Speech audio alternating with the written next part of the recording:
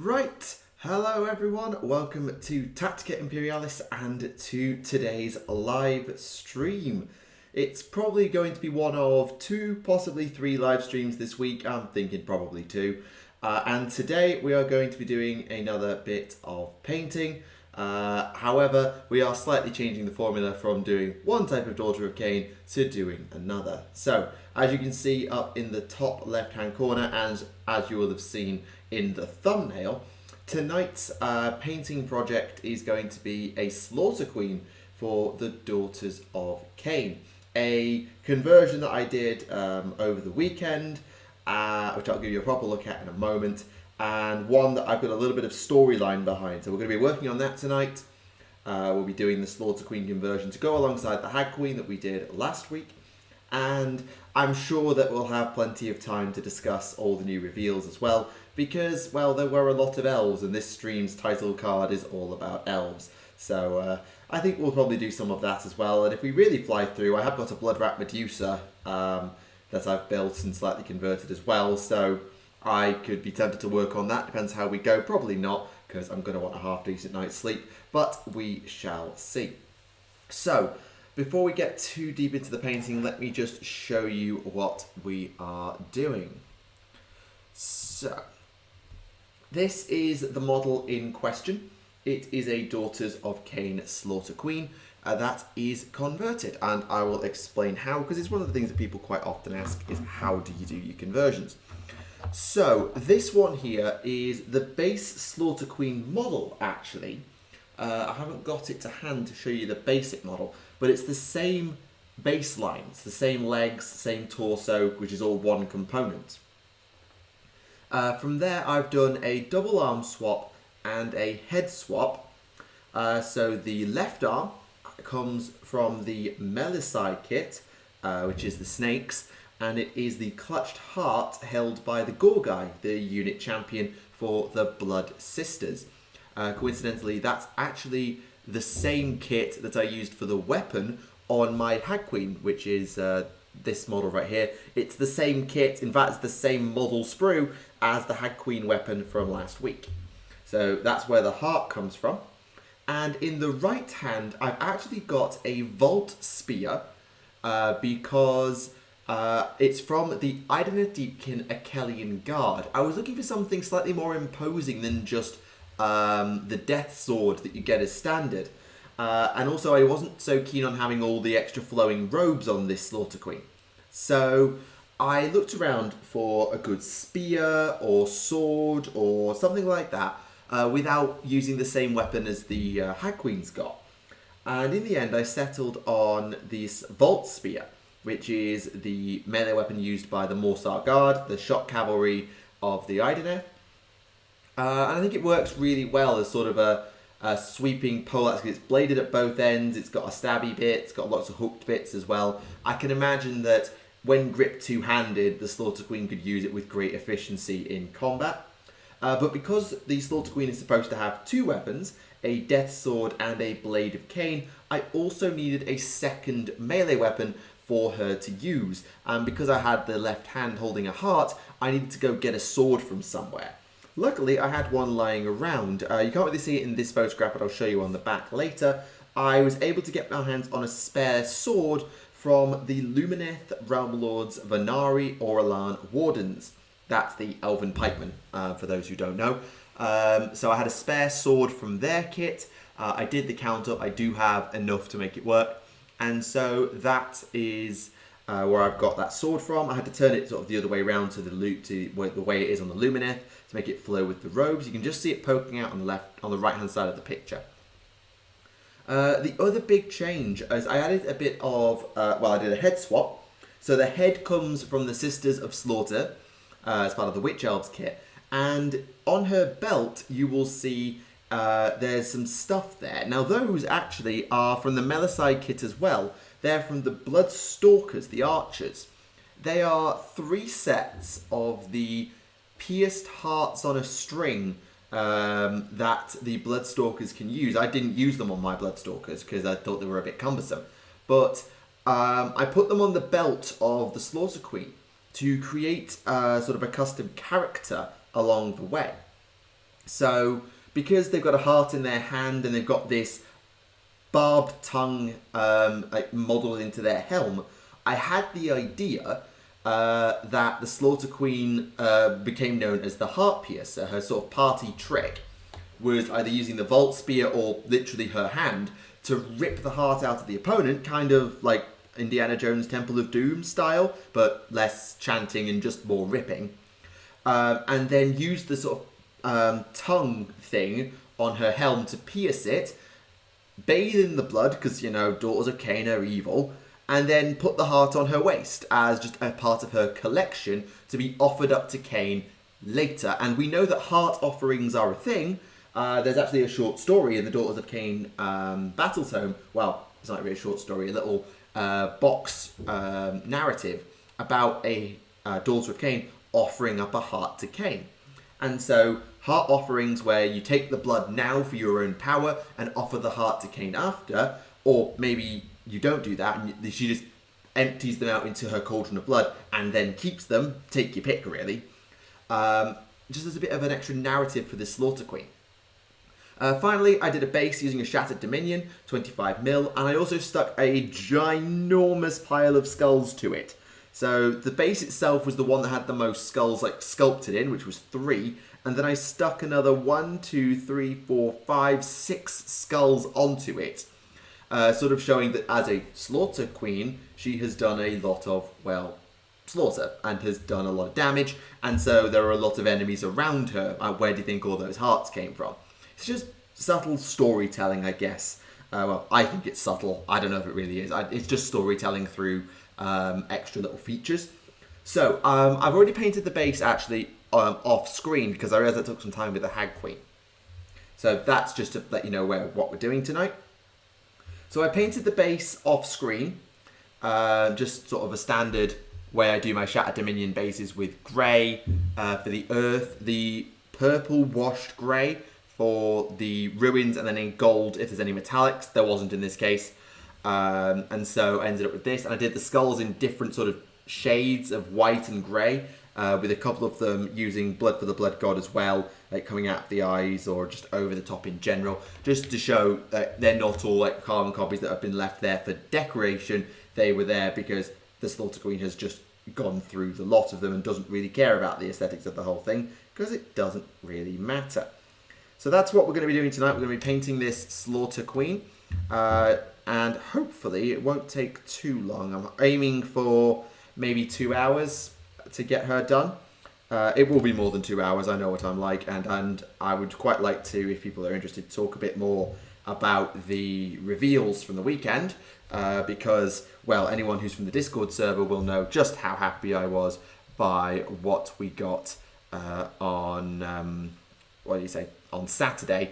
So there's plenty there to talk about as well if people would like, and of course we can take general questions and all of that stuff. Oh, is the video not good? I did some fiddling with the bit rate and the frame rate earlier, but that might have caused a problem. It doesn't look good actually. It's not receiving enough video. Don't know why. Right, I'm gonna go tinker with some stuff. I'll be right back.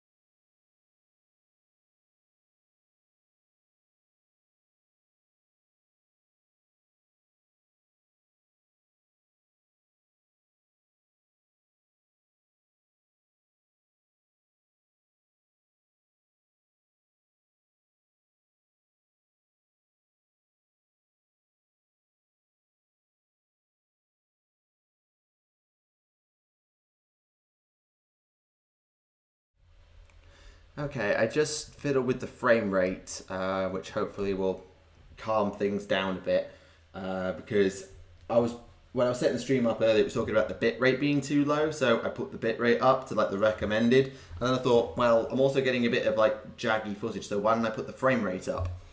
I thought that might be a good idea. Put the frame rate up, that'll work. Apparently not. It's apparently caused absolute carnage. So put the frame rate back down. Nice, solid 30 FPS. Hopefully it will put less strain on my CPU and, well, not ruin the viewing experience. So sorry about that. I didn't realise that was the effect it was going to have.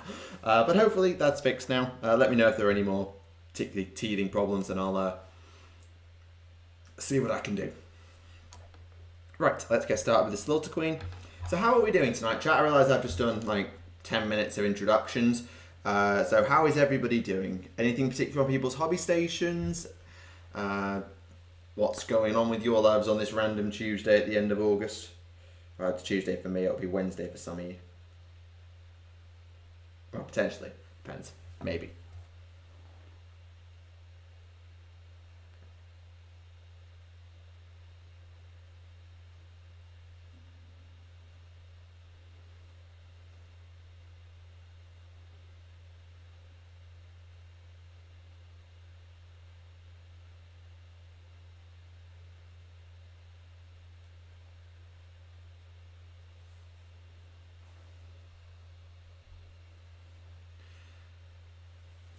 The Chain of Slanesh thing. Well, that obviously is on, what do you say? It's on hold because I've obviously just run the poll for the next hobby project and we've had a very clear winner. I'll double check it, but we've had a very clear winner.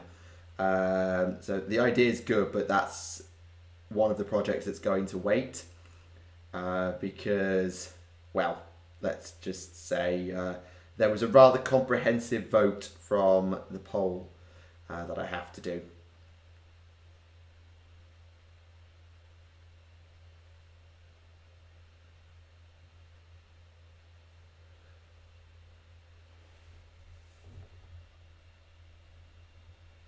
I use the tech briefs for the technical difficulty screen because it's just the old screen that I used back when I was having a lot more technical difficulties.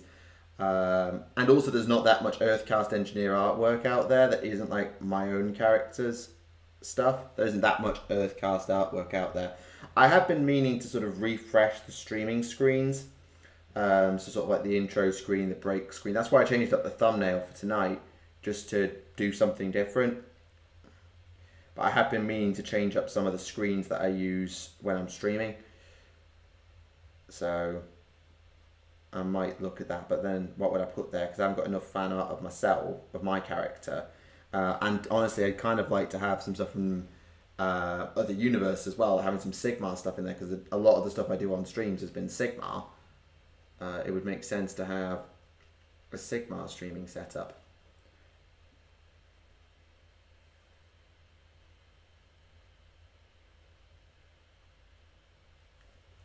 Yeah, the Mausoleum one very comprehensively. My logic for it being that it said the word Slanesh, and like people know what a mausoleum is, and people know what Slanesh is, whereas people don't necessarily know what a Carillium is, or who Matlin is, or they might not really know so much about Tyrion and Teclis, whereas Slanesh is universal.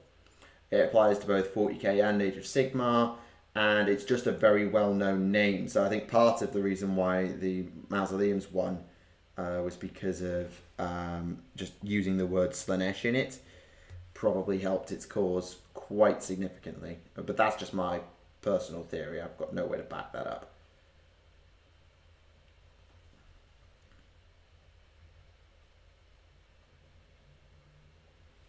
Yeah, the Twin Temple thing was going to have to wait anyway. Like, I had the kit in mind. I knew what kit I wanted, but when I wanted to do the Tyrion half, I didn't really have a way to do it that wouldn't have required buying another Stormvault. So it would have been one of those projects we'd have had to do together as a stream and probably had some off-stream like, extra purchase work as well.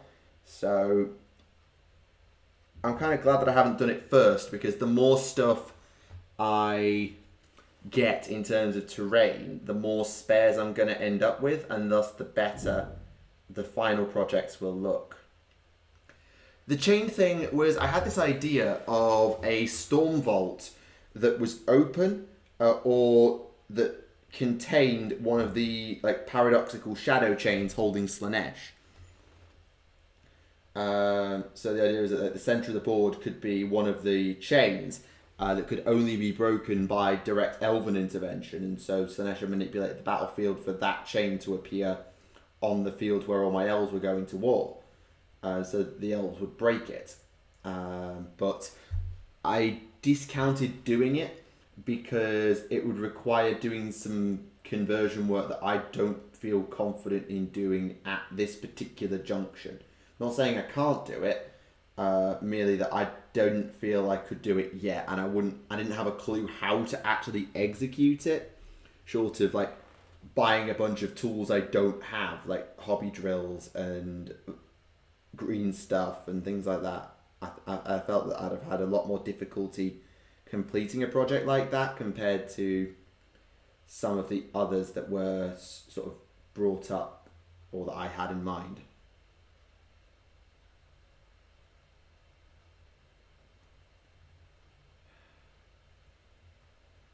I do not have a drill for pinning models. No, I don't. I have a drill for drilling holes in the wall that I borrowed from my granddad when I moved flat, but no, I do not have a hobby drill. My hobby tools kit is my clippers. I don't even have like a file for getting flash and things off of models. I've never bothered, so I don't have a hobby drill or anything like that, no.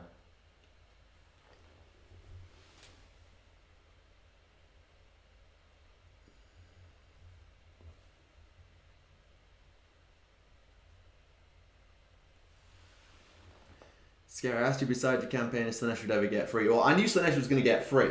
I didn't expect to see it so soon, and I was quite, oh my god, this is literally what I wanted to happen and predicted happening and have been preparing for the past couple of weeks, and it's happening. Literally, it's like, oh, I'm planning this like project because I think there's going to be an Elven Civil War at one point that's going to result in Slanesh getting free. And then GW comes along and says, oh, by the way, our next major campaign arc is going to be the Broken Realms arc, where Marathi's going for godhood, the elves are trying to fix everything, and Slanesh is going to get basically seemingly let out. It's like, G-dubs, were you just psychically projecting into my brain? It's like, perfect for me. It's literally kind of exactly what I was preparing for the whole time, which is just lovely, lovely, lovely, lovely. Who wins, Sigmar or the Emperor? Sigmar is a god, the Emperor debatably isn't. The Emperor's psychic power is vast, Sigmar controls the entire heavens, so unless the Emperor can survive literally having the entire elements of a planet, an entire dimension thrown at him, then he's probably going to lose. But the Emperor is also a very prodigious psyker, so I really wouldn't want to bet on it. And obviously both universes play by different versions of Looney Tunes logic, where the big guys are basically invincible most of the time until they're absolutely useless. So I don't think they'd ever try and book it, and I don't think that it's fair to call a result either. End Times Part 2. To be fair though, Malign Portent and the Necroquake would have killed everyone had it not been for the intervention of Slanesh. So it's not like they haven't gone down an arc like this in Sigmar before, where something massive and very dangerous is about to be unleashed. So it's yeah, but no, but on End Times, and obviously End Times actually had serious like world-ending consequences. The realms might break, but they're still going to be there. They're not killing off Sigmar. Or at least I very, very much doubt they are. I think this is just set up for the next edition. In my personal opinion. It's not confirmed that this is the run up to AOS 3, but that's the opinion that I've posited since I saw the stuff on Saturday.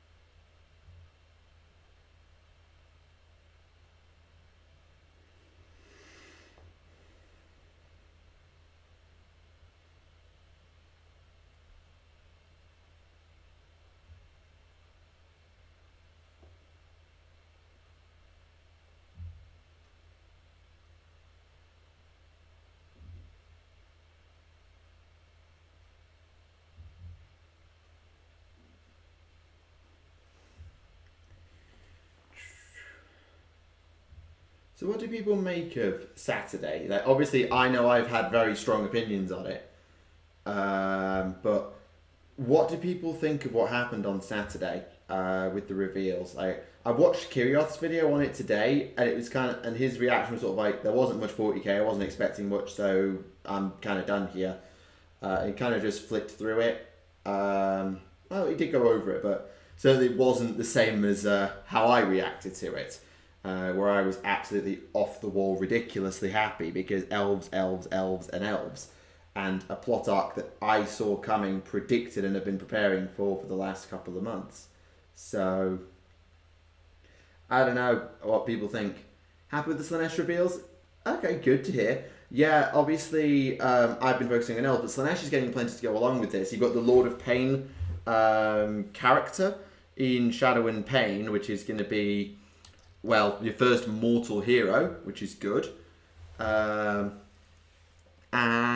then there's obviously the Diachasm warband. They keep changing the name of Underworlds. The new warband with the Slarngor, which I think is really cool. Surprised to see a box given Wrath and Rapture.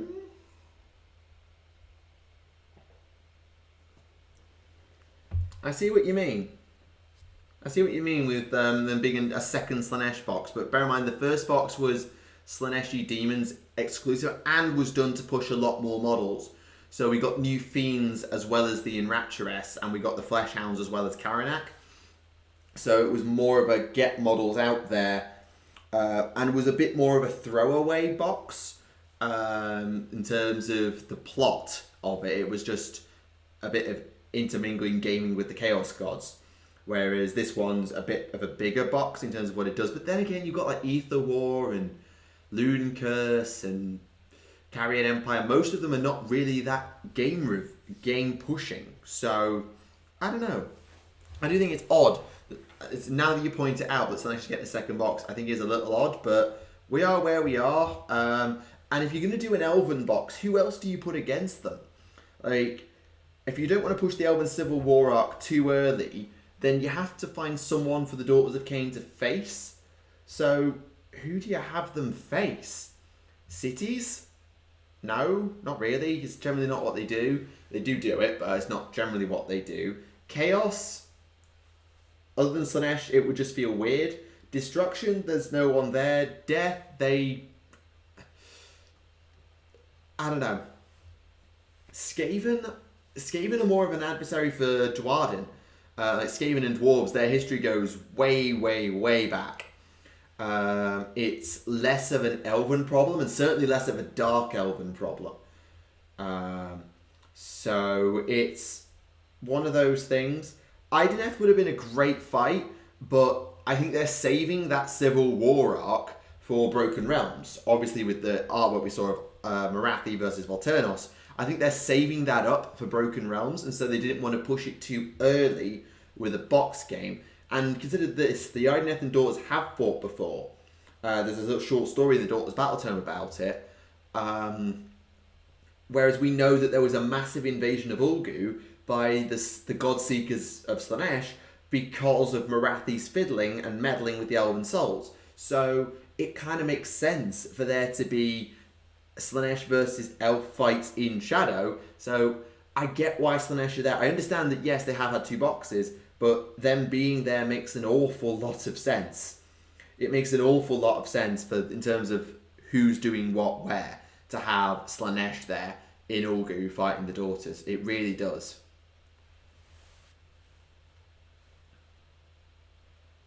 Okay, and is that going to be dry? Almost. So I'm just waiting. I've just done an undercoat on the flesh of Ceramite White, and I'm going to then do that with Pile of Witch Flesh. I'm just waiting for it to dry. What are your thoughts on Catacombs? As I talked about in the video on Monday, I think that it's a really nice box. I really like the board. It reminds me of like a Doom level, and I know it's got some big callbacks to Warhammer Quest as well. The board itself is really cool. It's a great way to get Scions of the Flame into the game because they make their home in a lavary place. That makes a lot of sense. And the Khainite Shadow Stalkers is Morathi's assassins infiltrating the underground. Yeah, that makes sense too. The K-Knight Shadowstalkers look lovely. I'm going to get some when they come out separately from the Catacombs box. I'm not going to buy the Catacombs box because there's kind of no need. I've got no use for the board. The terrain doesn't really suit my army, and I don't really care for the Scions of the Flame. They're nice models, but I'm never going to use them, so I don't particularly care. So I'll get some Shadowstalkers when they come out separately. So great, and I think it's a good move for Warcry to have a new sort of expansion. I think that's cool. But as I don't play it, I can't really comment any more than that. More AOS Slanesh demons for 40k. I thought they all transferred over. I didn't think there were any AOS or 40k exclusive demon models. Like, the Greater Demon, What's-Her-Face, transferred across. Celeste came across. The Enrapturess came across. Is there any actual AOS Slanesh demons not in 40k? Am I missing something here? Is there a trick I'm missing? They just tend to come out first for AOS. Well, yeah, that's a fair point. Though Wrath and Rapture being, yes, it was an AOS box, but all the models were perfectly valid in 40k. But I do see what you mean. That it did take a while to update Slanesh with the Enrapturess and all that stuff. The only thing that's unique is the Contorted Epitome terrain piece and or is it the Fane of Slanesh? I don't remember. Is the terrain piece and the Endless Spells, because they just don't fit, and maybe it's just the Endless Spells. I see what you mean though about they do come out first for AOS, but that's just a case of you can still buy the models. You just got to wait a couple of months to get the rules, I guess. Could be worse. Could be a lot worse. At least you have the models available to you and to work on, even if you can't play with them yet. It's better than what I think happens a lot with box games, where the unique characters sit in the box game for months on end, and then the box game goes off sale for ages, and there's no way to get these really useful characters like the Abhorrent Arc Regent or the Sylvaneth Arc Revenant, and it's just bad form from GW all around, really.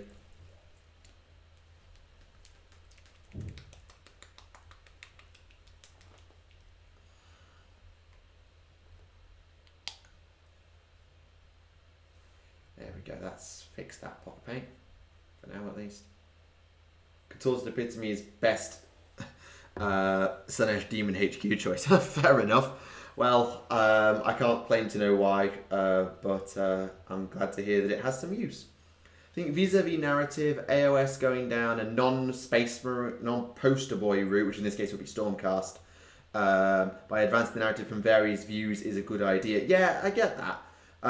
Obviously, Soul Wars was about Nagash, but it kind of got hijacked by the Sacrosanct Chamber coming in for the Stormcast. So this time going down an Elven route and having the Elven gods be the catalyst for everything that's going on, and having the Pantheon of Order and Chaos and Nagash respond to what the Elves do is a different direction, and I think a good move. And of course they can do this over and over again. So like one of my original thoughts for the plot arc was going to be the Great War. We're not getting that, but that gives destruction the time in the spotlight, and the cities of Sigmar are probably on the front line for that. Sure, you can have the Stormcast, because got to get them sales, but you don't have to put them front and centre. They can be there, but they don't have to be there, and it'll be the same here. The Elves are front and centre, all of them. Marathi is leading the charge, or, you know, leading one charge that's going to get her overrun by everybody else. But it allows the rest of the world to move around someone that isn't Sigmar, and I think that's a very good choice. Just have the world move around not Sigmar. Just this once. It doesn't have to be every time. Like, give Sigmar some time in the sun, absolutely, and his forces and humans and things like that. That's fine, but just don't make it every time.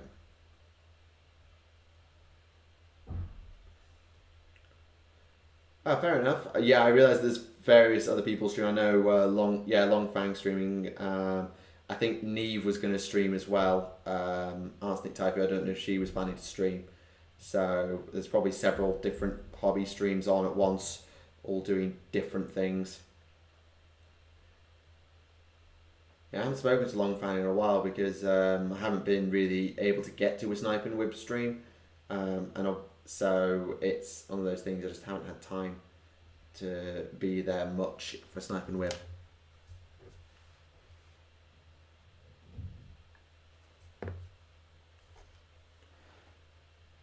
Of course, there was the Necron Hexmark Destroyer. Now, I personally, you're saying there it needs some AP because the Necrons really need it, but I don't think that giving that thing AP is a good idea because the thing's got 6 guns and it hits on 2s.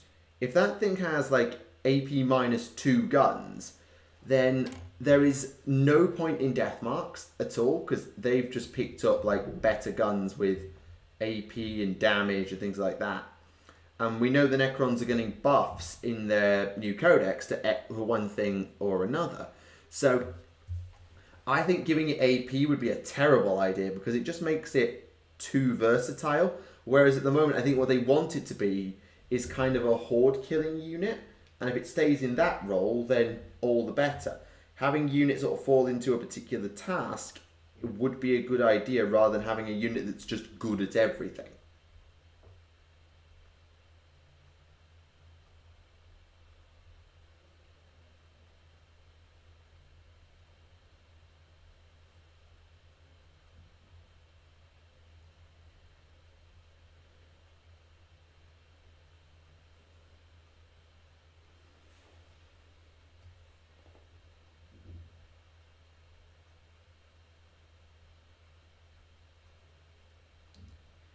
Oh, one of those hearts has come loose. That's going to happen a few times, I think. Affinity tough, good at taking mortal wounds, lots of attacks. Yeah, fair enough. Because I don't really know Slanesh all that well. Within 40k or AOS, to be honest.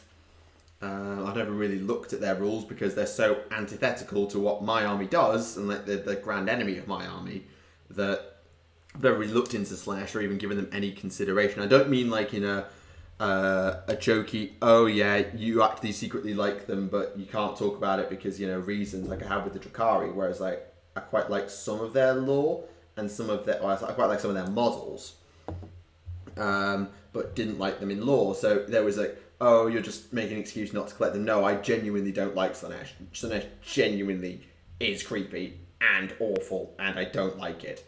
That's not to say awfully written, just it's awful, and not what I want my armies to be about. Granted, I have armies that are very, very evil.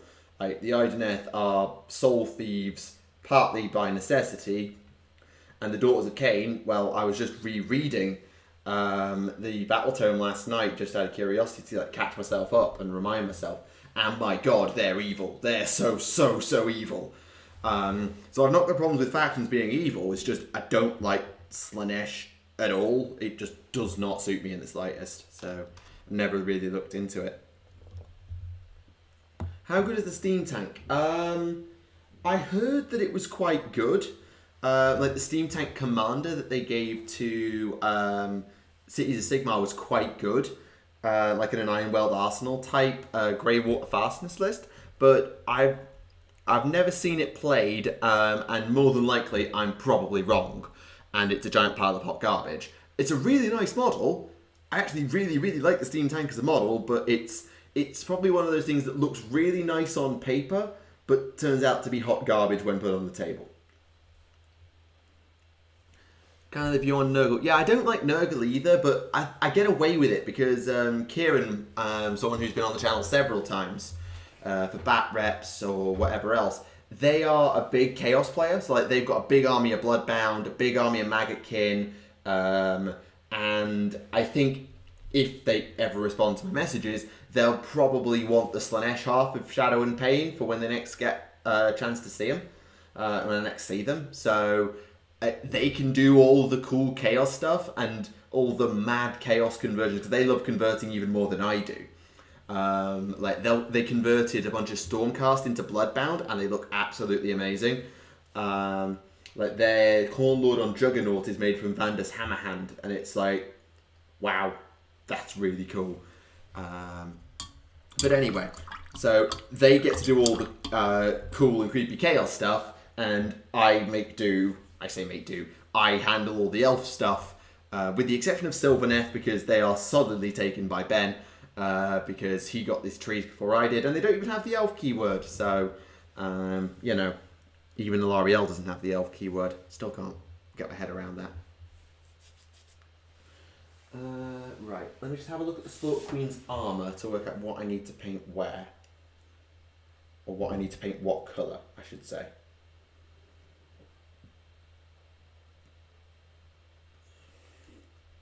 So, choker, bit of armour there, and then it's trimmed down to the stomach. Plating trimmed on the hips, and then a plate on the right thigh as well. Okay. There's actually a unique battalion in here. For the Daughters of Cain, which they usually have one in Start Collecting. No one uses them because they have no points. But I quite like this one. Essentially, it gives your Slaughter Queen a Dispel Scroll. So she normally has the ability to unbind, but once per battle you can do an auto unbind. She's kind of nice. Okay, that stuff will work. Right. Colour should I do now? Let's just do one of the basic colours like brown or black, just while I'm waiting for the flesh to dry, and then get a proper appraisal on what I'm doing.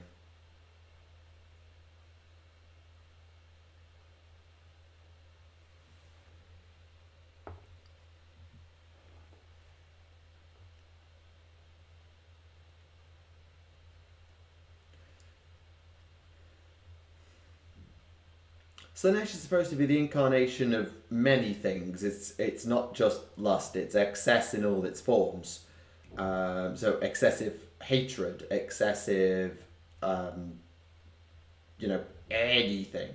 Yes, people very much go down the sex, drugs and rock and roll thing with Slaanesh, and I think GW encouraged that for a bit, with going down that route with Slaanesh. But there's way more to Slaanesh than that. It just, like, it leans into body horror at times, and that just creeps me out in all the wrong ways. It's not like Nurgle. Nurgle's creepy, but in a sort of, I'm going to be kind of sick creepy. But it never quite goes that far. But it's that sort of, it's so unnatural that you are creeped out, but you're not, like, revulsed by it. Whereas Slaanesh is, like, body horror on real characters and humans, and you look at like Lucius with all the scarification, or the Lord of Pain with like that massive hook thing stapled into their back, and this thing like a brace across their mouth, and you're just like, why have you done that to yourself? It just does not work for me at all.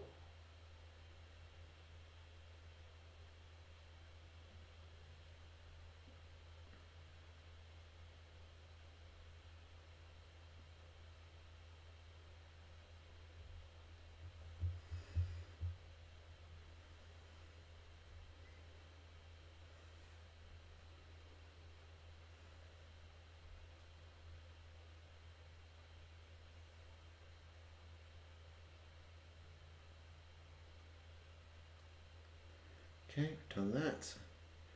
Is that armour? No, that's a strap, so let's paint that with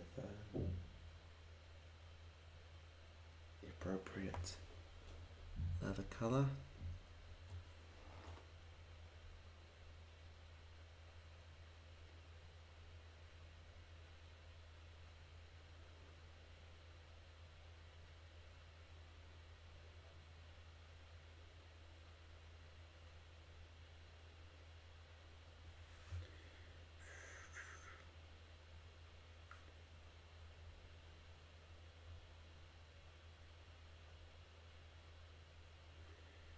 Okay,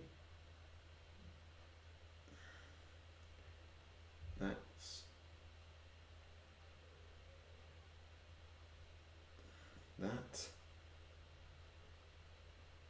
done. Just about. Yep. Okay. Good. Good. Good. Good. Good. Good. Good. Okay.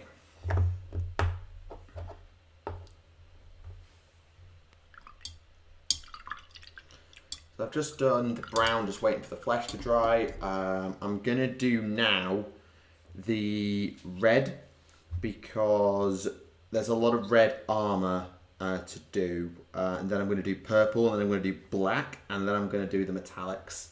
If I do the metallics first, but then if I do them last, metallics are horrid. I hate working with metallics, but I can't do non-metallic metals, so, you know, you just got to make do and deal with it.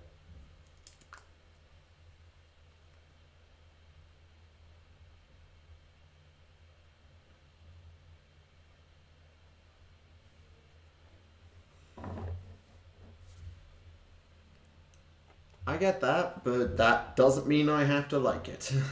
That's all I'll say on that. It doesn't mean I have to agree or like it. So, hang on, I'm just going to get this book and put it in front of me just so I paint the right bits the right colour.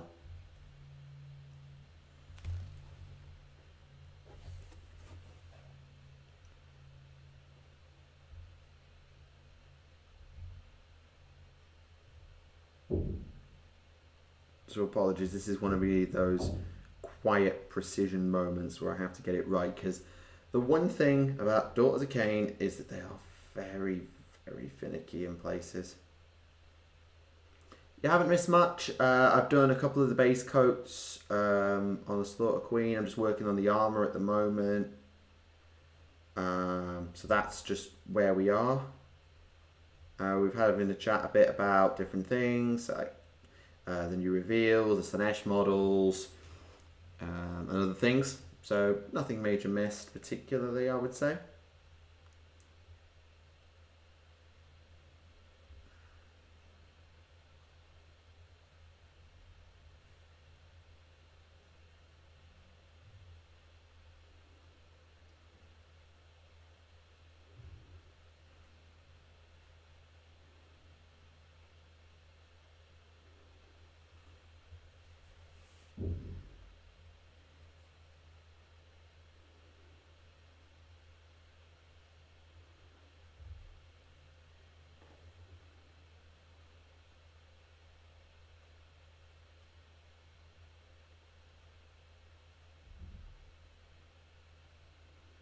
Okay, there's more red here than metal. That's good.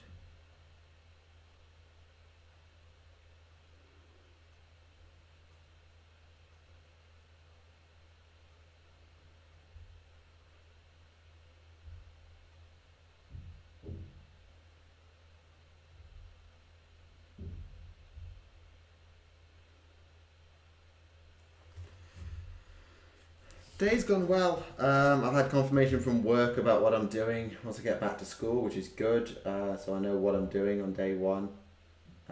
Well, mostly. I've got a meeting in the morning just to finalise like the last bits, but I know who my classes are. I know what my timetable is now, which is great. I know what the protocols are when we're back at work with all the health things. So yeah, doing as okay as probably can be expected given the limited information that we've had on hand as teachers over the past couple of weeks.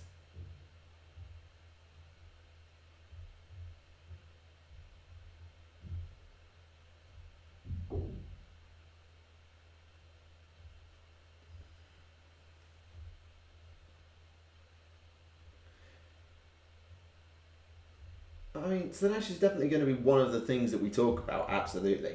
I mean, obviously, I'm more interested in the Elven side of things, but I understand that that's me, and I'm not most people, because I have like 5 different bits of Elven armies, and so my opinion is very much about, hey, look, cool elves, guys, and other people are going to go, hey, look, Slanesh got stuff. And I get that. I do get that. So I don't begrudge it.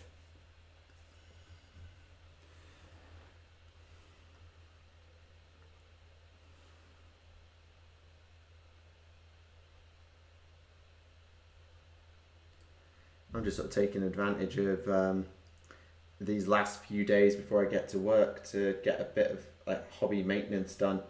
So I'm going to do the next project once I'm sort of ready to start work. I'm sort of clearing up my backlog a little bit in doing like my Slaughter Queen, the Hag Queen, the Blood Rat Medusa. I'm kind of working on the Blood Rat Shrine on my own time. So like I've done the Blood Pit, for example, already today.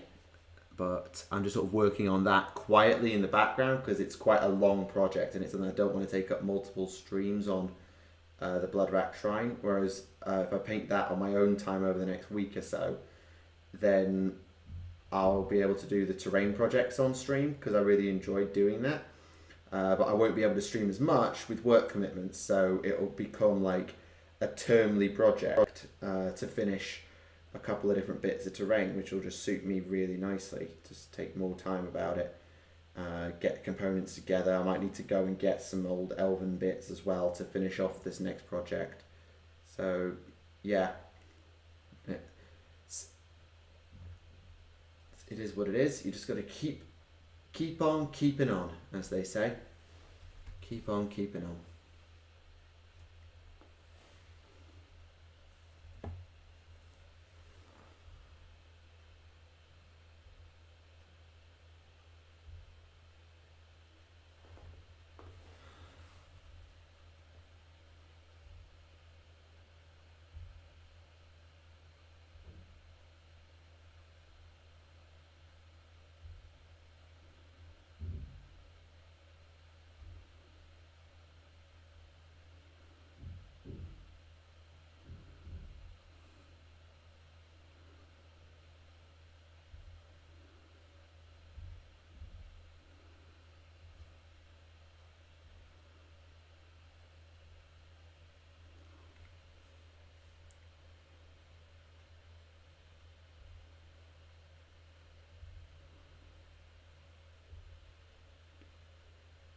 Okay, it's one armor plate. Let's do the second. I won't see much of it, it's mostly buried behind a giant pile of hearts. So it's just painting around the giant pile of hearts. And then painting the giant pile of hearts.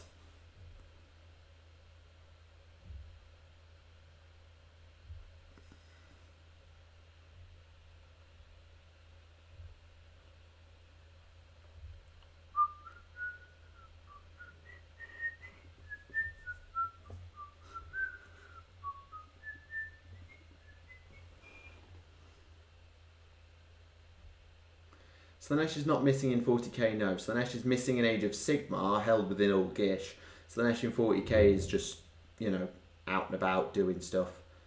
So you've got your universes the wrong way around there. Slaanesh is not missing in 40k.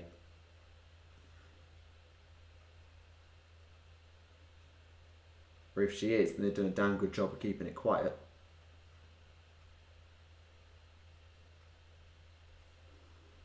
But to be fair, I think that's part of the reason why Shadow and Pain, the only new stuff in the Shadow of Pain box, is Mortal Slaanesh on that side. So you haven't got any demons. Because Mortal Slaanesh doesn't really exist in 40k. You haven't got like cultists of Slaanesh. You can make some, absolutely, but you haven't really got any.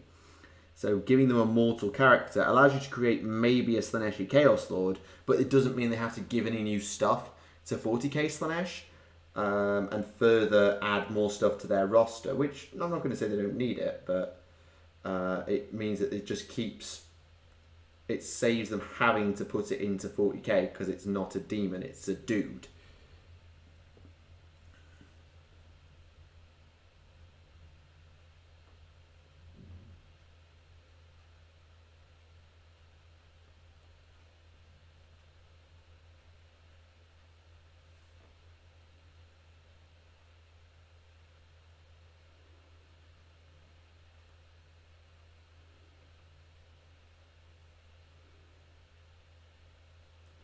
Okay, now I've just got the leg piece, and then the red will be done.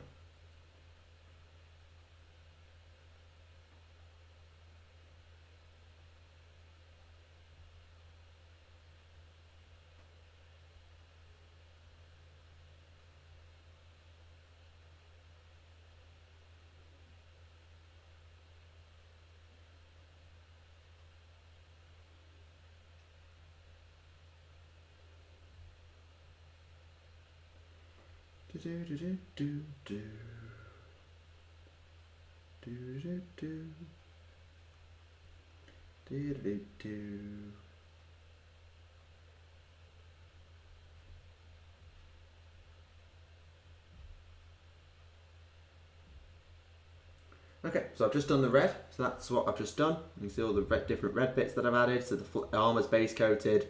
I've got the hearts done as well. Next on the agenda, I think, is going to be purple.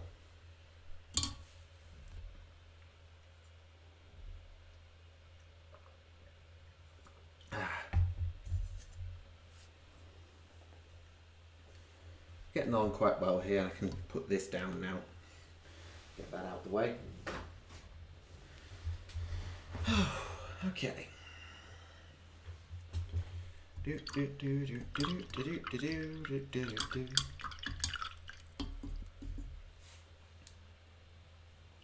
Now, I have to wonder what they're going to do with all the Broken Realms stuff now.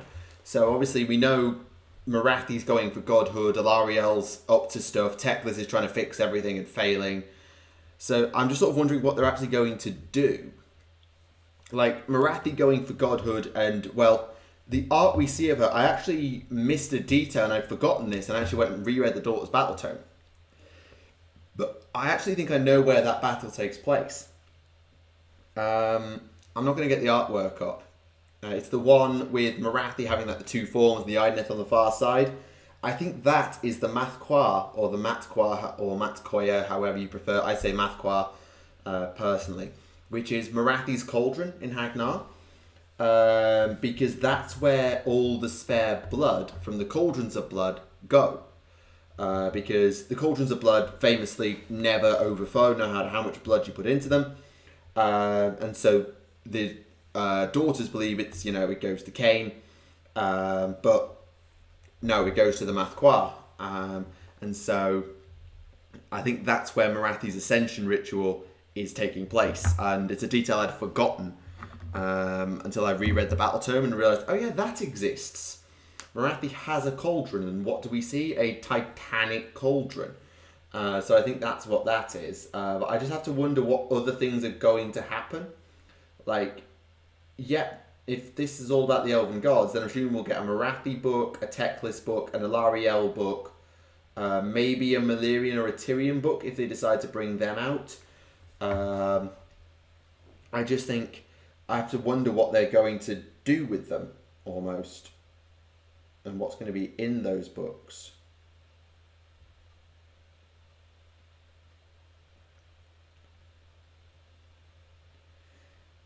I'm quite aware of the similarities between Khorne and Cain.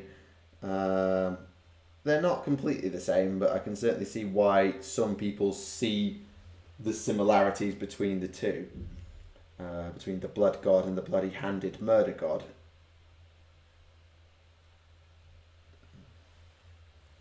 Do you think we'll get a Gork and Mork book? Not for this arc, because I believe this arc is all about the elves in Broken Realms, and so all the books will be revolving around them and their gods. So Morathi, Tyrion, Teclis, Alariel, etc.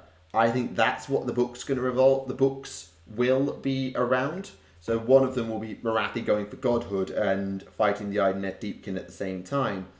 One will be Teclis's, frankly, idiotically hopeless attempt to save everyone by burning their cities down in white magic. Well done, Teclis. You'll have Alariel, who will probably end up attacking the Living City or Greywater Fastness, because as much as it, she sort of is suggested as sort of turning on her allies, and that suggests that the peace in Gyron between the humans and the Sylvaneth is going to come crashing down. And so I think it's going to be all about them. And maybe at the end we'll get one where like the Pantheon and the rest of the former Pantheon of Order gets involved, or Nagash gets involved, or the Forces of Chaos are involved. So maybe the last book will be Slaanesh, or some new mortal or demonic Slaaneshi champion will get the last book as they become like the next big demon prince. Or maybe it'll be Celeste. will sort of get one at the end as they go on the final like stage of the freeing of Slaanesh. And obviously, will the books happen in parallel? Will they happen in order in terms of like chronology?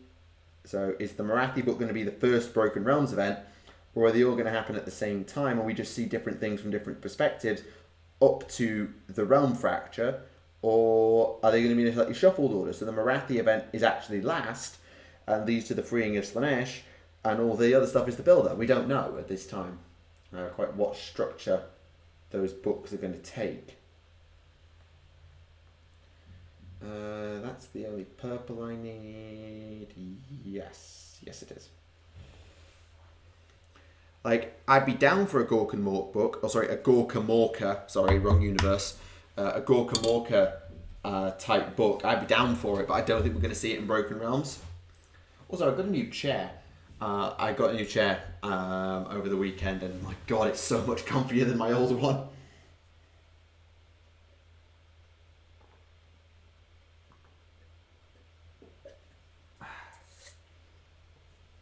Got a proper slidey swivel chair, and it's really useful and so much comfier to work with long term. Can't knock it at all. Right, where was I? Black? Probably black. That's the next dominant colour. Actually, maybe I'll do the gold now, and then when I make an inevitable mess of it, it'll be easier to tidy up. And also, if I start painting the boots black and stuff, then I'm going to end up holding on to those components like I did with the Hag Queen, and then they're going to get like rubbed off, and so I'll have to do them again later, so I might as well just not do them at all yet. So, where is it? Ah, there we go.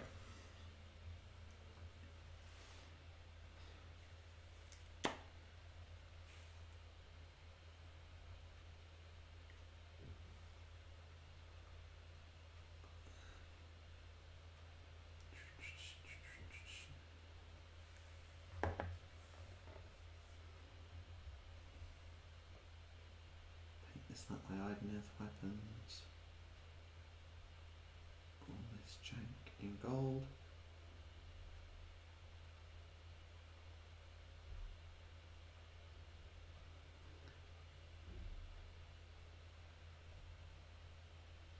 A what now?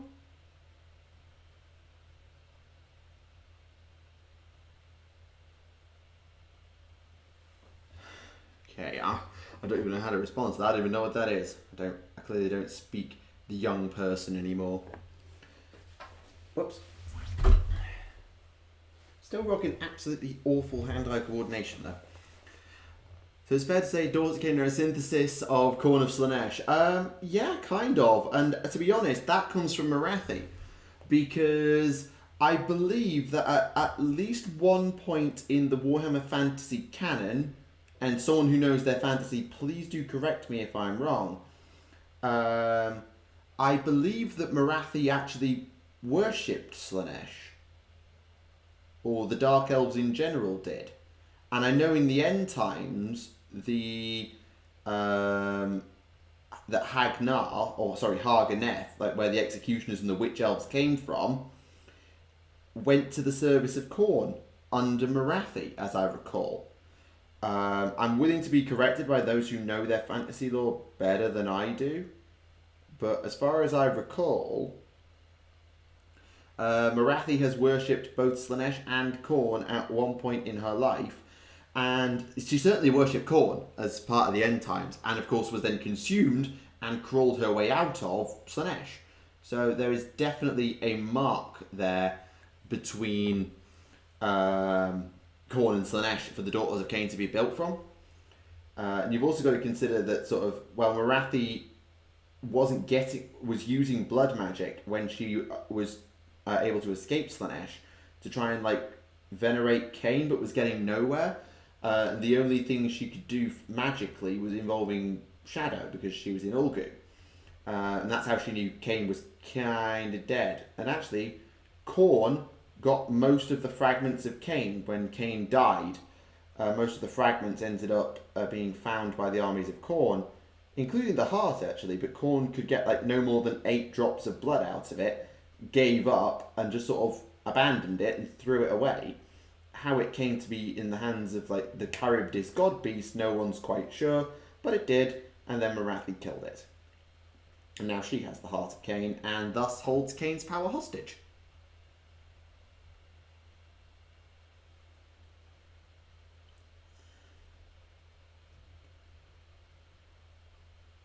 When it comes to Morathi, she has lust for one thing: power.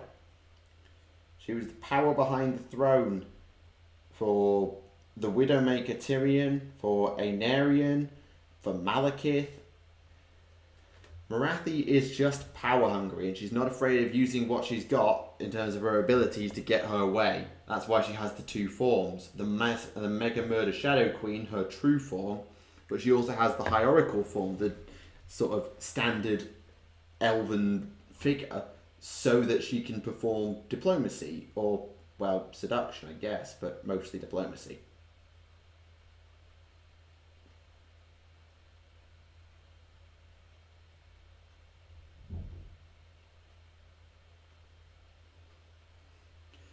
Where is Archaon in all of this? So Archaon did try to get Slaanesh, and broke one of the chains, but then, as you say, Catacross showed up, and he had to go and defend the 8 points, and he knew that when that happened and he left, the elven gods would realise what had happened and would, in his own words, spirit up Slaanesh deeper into Ulgish, meaning that he'd have to find Slaanesh all over again. He knew the realm that it was in now, but he'd have to find it all over again.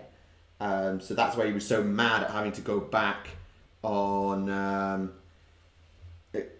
fight Catacross, and why he was so mad was because he had lost his chance to free Slaanesh, at least for now. So Archaon will probably just sit back and watch the world burn, or is just busy doing something else because other things demand his attention at that exact moment, and Slaanesh is going to get free anyway. So it kind of doesn't matter that he sits this one out.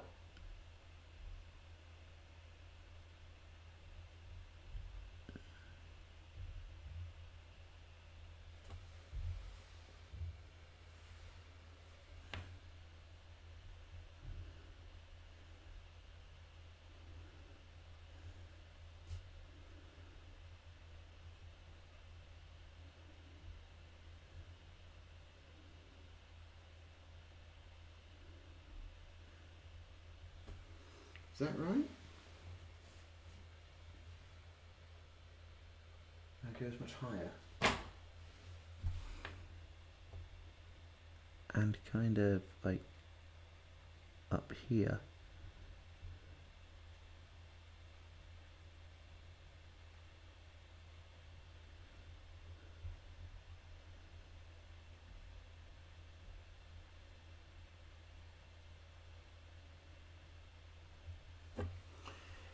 Okay. Do you think Cain will come back if some poor elf claims his heart? There is a chance. And actually, when I posted the Altar of Cain on my Facebook page, I had a comment sort of to that effect. Sort of like, you know, Cain could just come back, right? Because of the heart and stuff. And yes, but only if Morathi gives up the heart, which she's draining of all of Cain's power. Cain is dead. The elven gods are cyclical, but Cain is dead right now, and essentially Morathi is holding his power and his ability to come back hostage by just keeping the heart for herself and using all of its power for herself. So right now, Cain cannot return, but that's not to say that Cain is unable to return, and if he does, then the daughters of Cain are going to turn on Morathi very, very, very quickly. They sort of suggest that Morathi is sort of playing with fire by doing what she's doing with Cain. Like creating a murderous war cult of Cain devotees and proclaiming herself the High Oracle of Cain, whilst knowing full well that Cain is dead and she is holding his power hostage. If that were to ever come to light, then her daughters would turn on her in a very quick second, and she'd have to kill them all. And she probably would, because, you know, she's a goddess, demi-goddess. Certainly she'll be a goddess by the time the Broken Realms arc is over. in my opinion anyway. So it would definitely not be something Marathi wants to happen, but it will happen, theoretically. And that could be a really interesting plot arc as well, of sort of the daughters finding out what Marathi's done.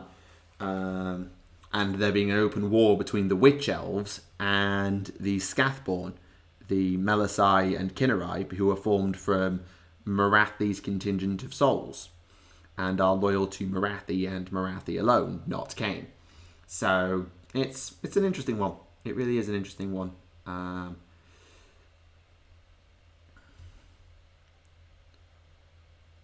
might do those horns in silver, or just, no, I'll do them with a brighter gold.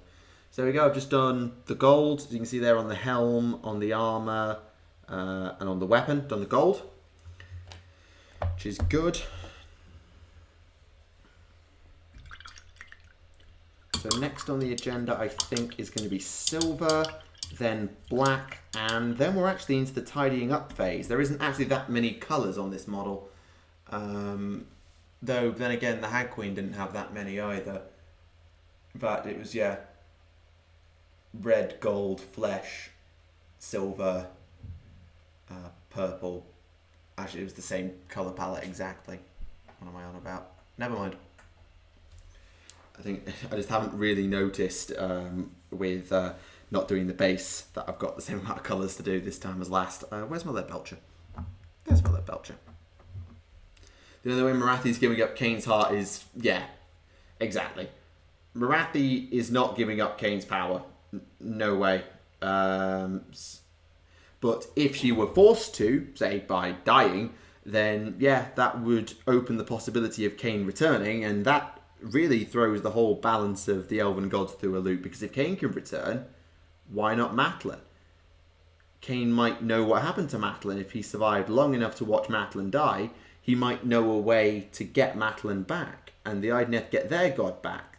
Not that they're particularly fussed about Matlin, but it could be something they would want, to have a god who actually likes them, or used to like them when they were the High Elves. So they might actually want Matlin back, if only to stand up to Teclis on their behalf, because Teclis was a dick.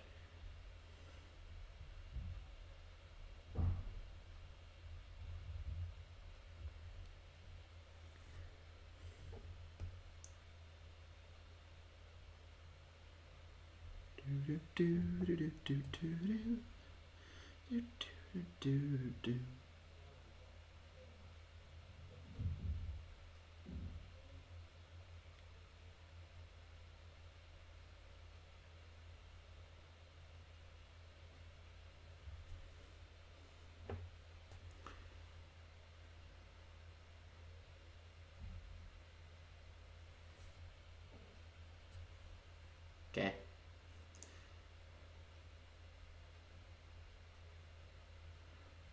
Sorry, I'm not sure what that message particularly means. Whether it's just a shorthand text speak that I don't speak, I don't know.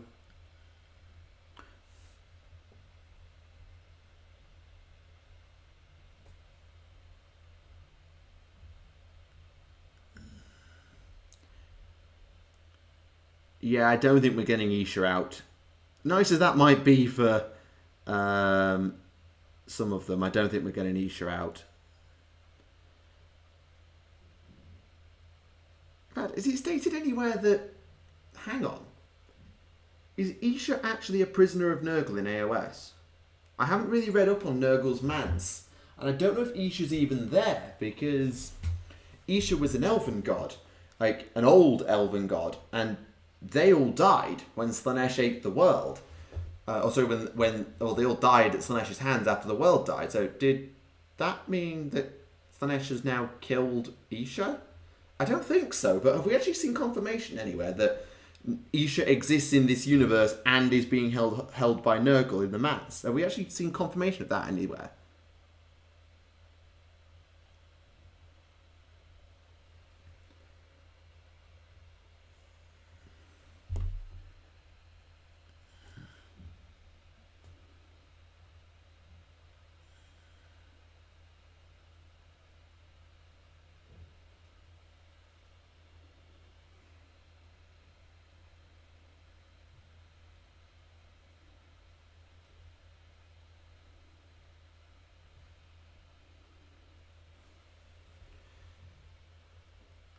Yeah, there have been individuals who've gone into Nurgle's garden. I think it was a Hallowed Knight. Yes, I've forgotten their name off the top of my head.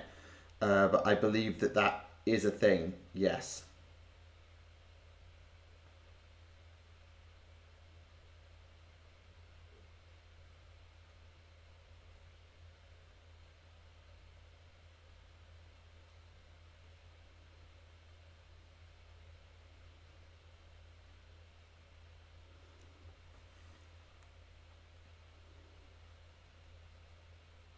I think that was one of the Realmgate Wars stories. I forget its name now.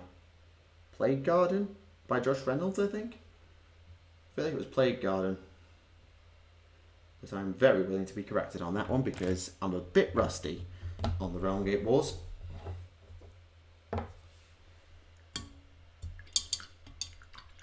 And finally, before we get into the tidy up phase, it's 8:15 already. Blimey, where's the last hour gone? Where has the last hour gone, everybody?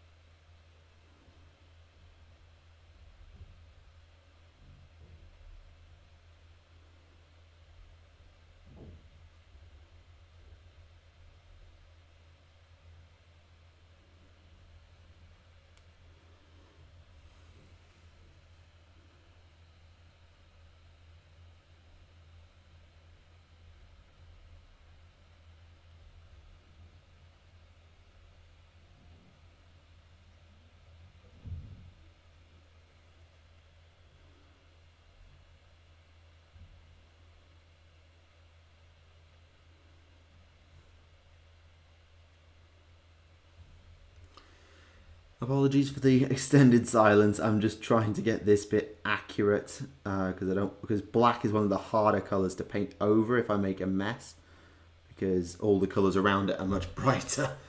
According to Eldar mythology, yes. That's the thing is though, we're not dealing with the Eldar. We're dealing with the elves and the end times now. So we're dealing with a different scenario. So obviously in Eldar mythology, Cain was broken, Chegarak escaped, and Nurgle took Isha. But I don't remember what Elven mythology says because they have a different pantheon of gods, just with some crossover.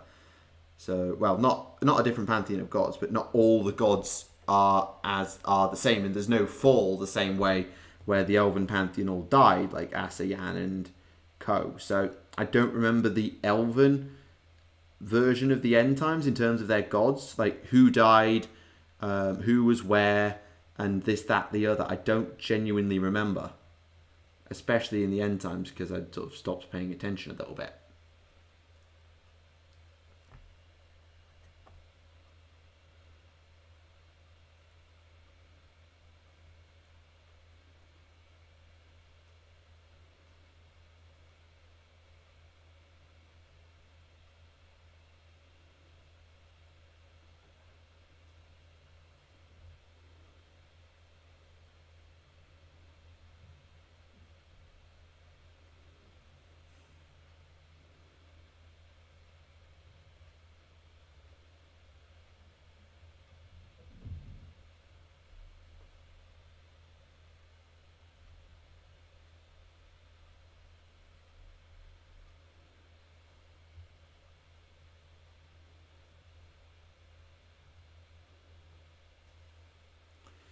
Right, that's that done. So now I've just got to do a bit of tidying up, and then the base coat stage is complete, which is great. Good progress.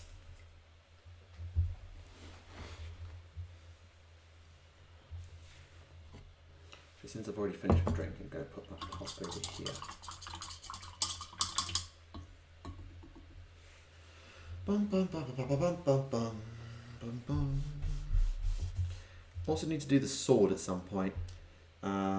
I kind of feel like she looks better without the sword, but for the sake of WYSIWYG, I kind of needed to have one. But then, no, she looks so much better without a sword. Kind of like the shield of Volturnos that we took off the Hag Queen. Screw the sword. I'm not putting it on. It looks out of place. So, yeah, never mind. Never mind. Abandon that plan. So, what do I need to tidy up? I need to tidy up the purple. Oh, I missed a chain on her back. Oops. Glad I noticed that. There is a silver chain on her back. It connects her armour together.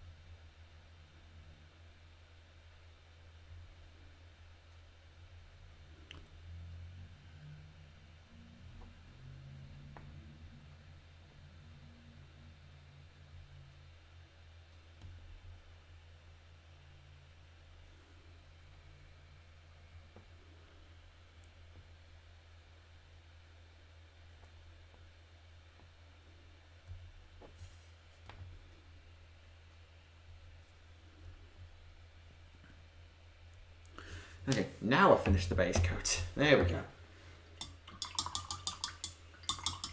So while I'm thinking, I actually just want to show you this. This is from the Cauldron of Blood. Well, actually it's my Blood Rack Shrine, but I've painted it. I've just got in the habit, I quite enjoy painting blood colours. So that's my cauldron. I've actually done the metal the same way as the avatar. So I've done it with the Blood God Wash over Leadbelcher, and I've sort of come up with this idea of headcanon of this new like material that my daughters are using, which I very unoriginally call blood iron, because iron is used a lot by the Daughters of Cain. Like the cauldron itself is canonically made of iron, but like with the avatar and the cauldron and things like that, you can imagine that they're, rather than just being a block of iron like the Iron Heart of Cain, they're infused with blood magic, which is why the avatar can come to life, which is how the cauldron is connected to Mathqua, and all of that stuff. So I've come up with this idea of blood iron type thing.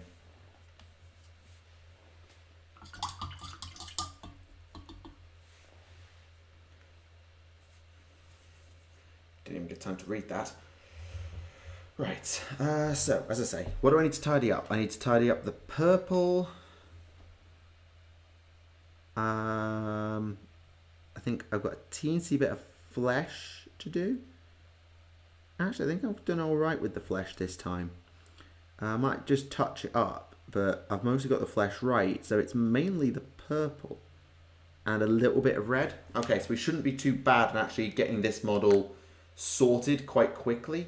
And then we'll be on to washes and highlights. I think I'll do the washes and then take a quick break just to refill my drink before I do the highlights and stuff.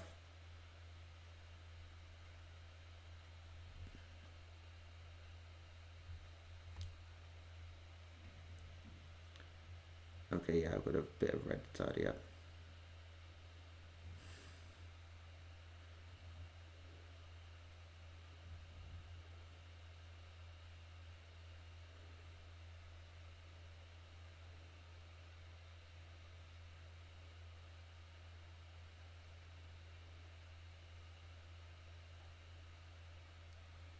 Ooh.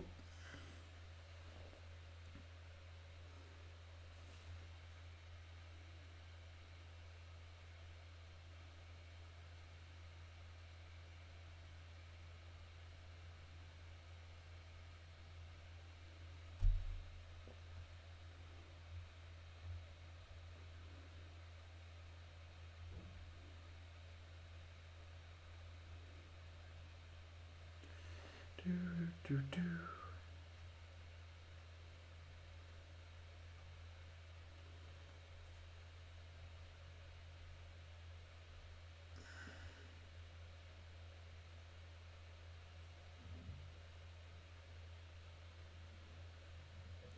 That rain's still going. It's been raining most of the day. And again, we are in the midst of a storm. I am in no position to speculate on the new COD. No position at all. I barely played it. I watched a few YouTubers who play it, but I'm in no position to comment on it at all. And we'll see tomorrow. The trailer's tomorrow, so we'll find out tomorrow, I guess. Well, yeah, August 26th, they said. So yeah, we'll find out tomorrow. I'll be interested to see it, but it's not something I'm going to buy or play, so it's kind of no big deal to me. Especially that I don't have the attachment to characters like, as you say, Reznov there. I have no particular connection to him, so I don't really care to that great a degree, I'm afraid. Sorry.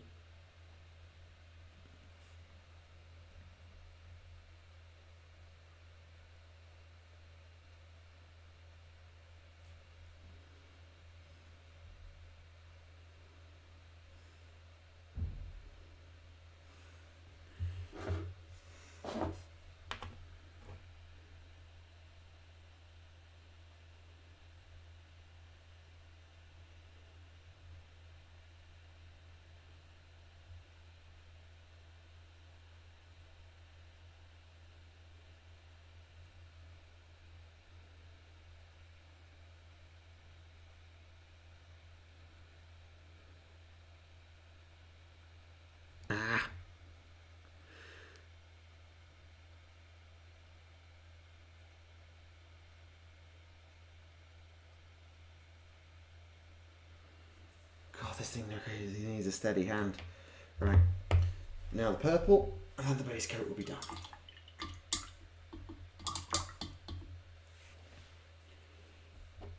Nightgrowth Knight.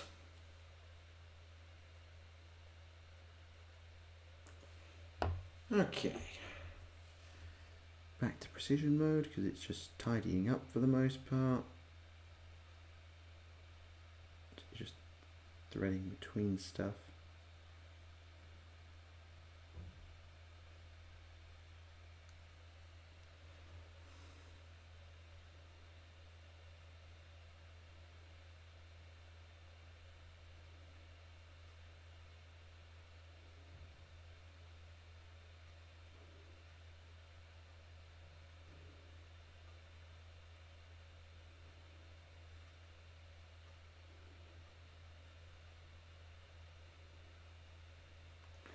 Okay, so base coat is done. This is the Slaughter Queen as it stands, as she is at the moment.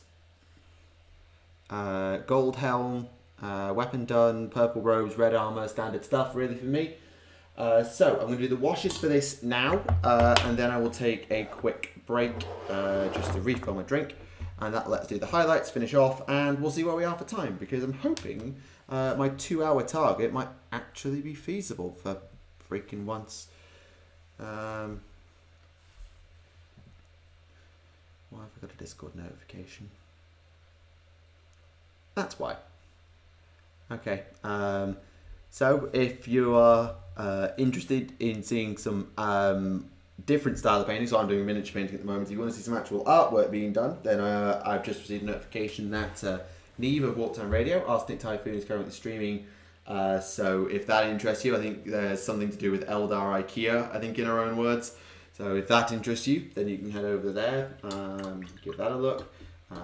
Obviously I know there's a lot of us who stream now at different times in different places doing different things, but because a lot of us are British and we all have things to do in the day, we all end up streaming around the same time. Obviously Longfang was streaming, and then I'm here, and Neve's doing her thing. I know Sniping Wib obviously stream, and Valrak streams like most evenings and all that stuff. So must be pretty difficult to try and keep up with all your different YouTubers and all the streams. So I don't envy you. Right, Carabao comes in. Let's get on.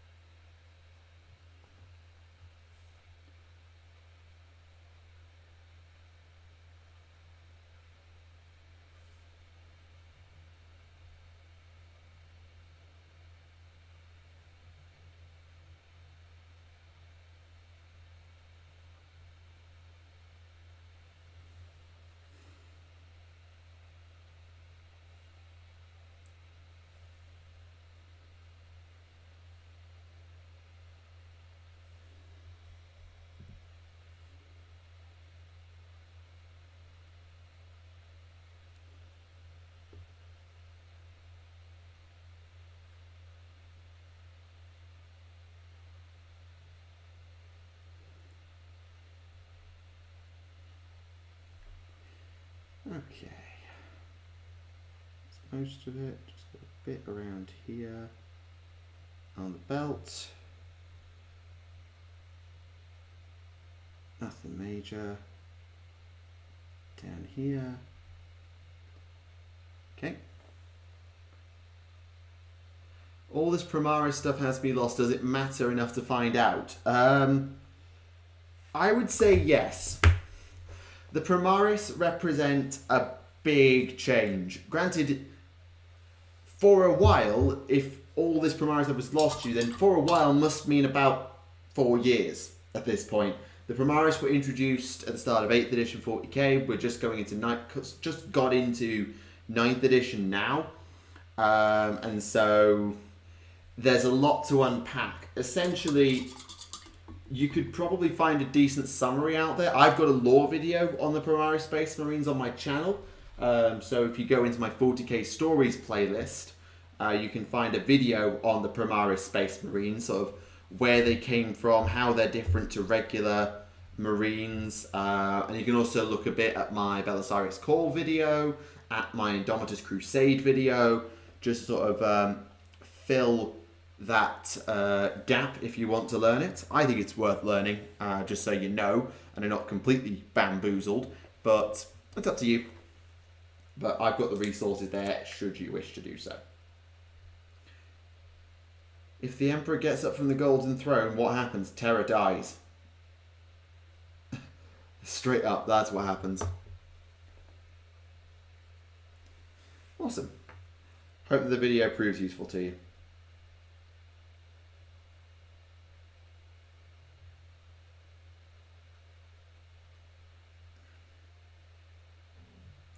So speaking of Horus and stuff, I actually read Dawn of Fire.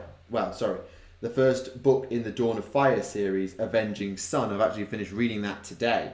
I'm not going to put spoilers here. I'm going to talk about it on Adeptus Podcastus if I can, if Remlays lets me.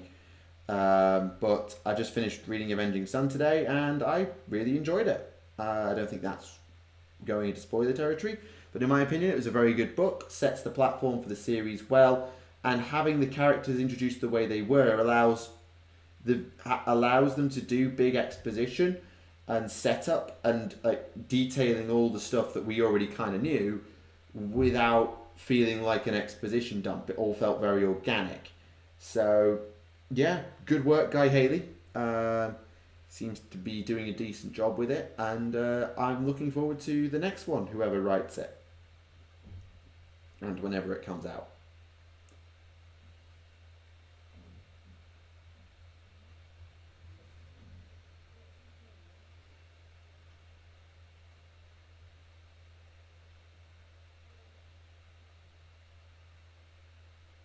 And the main reason I'm not really talking about spoilers here is because A, I want to talk about it on Podcastus, and B, I'd have to go back through the stream and manually add a spoiler warning to the section where I was talking about Avenging Sun. So that's why I don't want to get into spoilers. If you want to ask like general questions, then I'm happy to answer them, but I'm not getting into spoiler territory.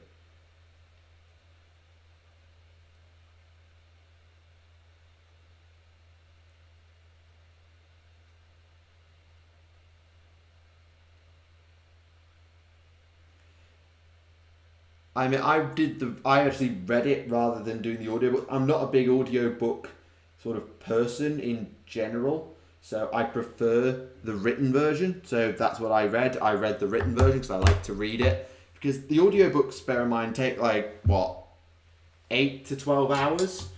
Whereas I can read a book in half that time. At least it certainly feels like I read it in half that time. Or if I get to enjoy it, I'll read it in half that time. So I never bother with the audiobooks, just the way it is. But if the voice acting is naff, then the voice acting is naff. It's one of those things. I'd heard something similar in a comment from someone else, that the voice of Gilliman was just odd.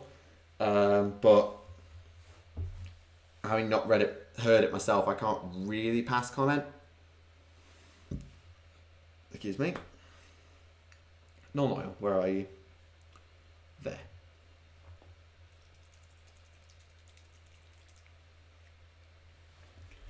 Now what? Oh, that's the same notification in a different server.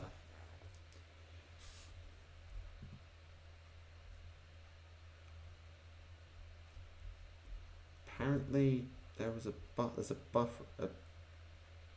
lag problem. Don't see it on my end. Frame rate's fine and the kilobytes are fine, so I'd assume that things are okay. Oh, I've been a book lover for years. I've always enjoyed reading. I spent most of my time at school in the library at break and lunchtime, partly because it was like just a place I could go, partly because I love to read. And I've always enjoyed reading. All the way back to like horrible histories books when I was like 10.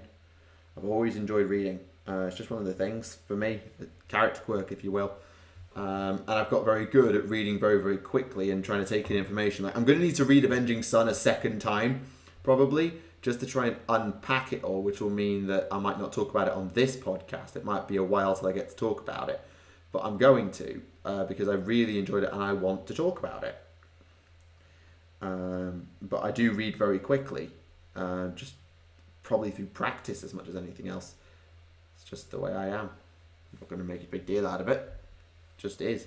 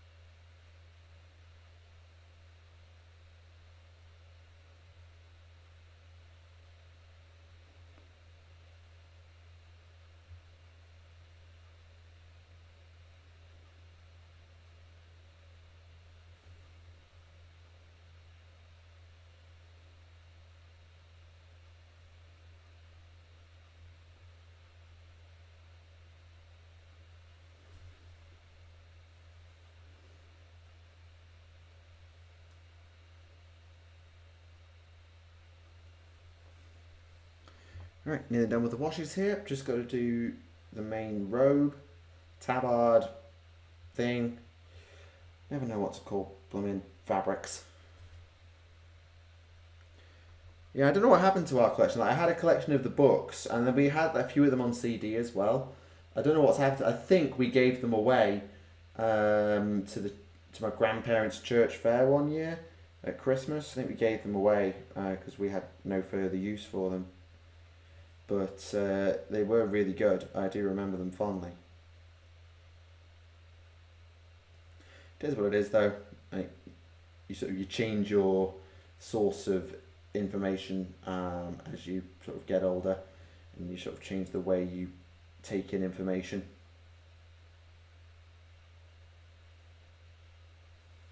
Like, I watch a lot more video than I used to, which helps being a YouTuber. But I still like to sit down with a good book and read. Whereas I do like my music, but audiobooks don't really work for me. I prefer things visually to audibly. So if I'm watching a video, I'll watch the video and have the sound on rather than like tab out unless it's music. It's just the way I am. And everyone does things differently. So no harm, no foul in that. Right, I've just done the washes, so I'm going to take a very short break. I'm going to give it like a couple of minutes. I'm going to get like maybe a biscuit and refill my drink. And then I'm going to come back and do the highlights, and then the Slaughter Queen will be complete. We might even get done for 9 o'clock, though it'll probably run a little bit past 9 o'clock. And then we'll see where we are, because I've got other things I can do and talk about, but I'm not sure. We'll see how we go. So I'll be back in a couple of minutes. Behave while I'm gone. If the mods are around, please make sure they do. I will see you in a minute.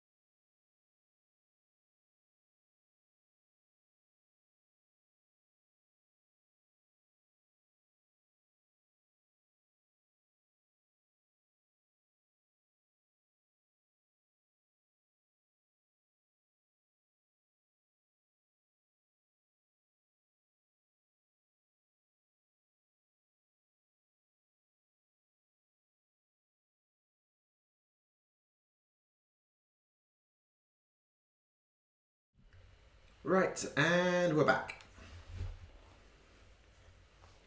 Thank you for sticking around, people. I see we've got a slightly larger crowd than we usually do, about 15 people here, which is always lovely to see. Welcome to the stream. Glad to see you here.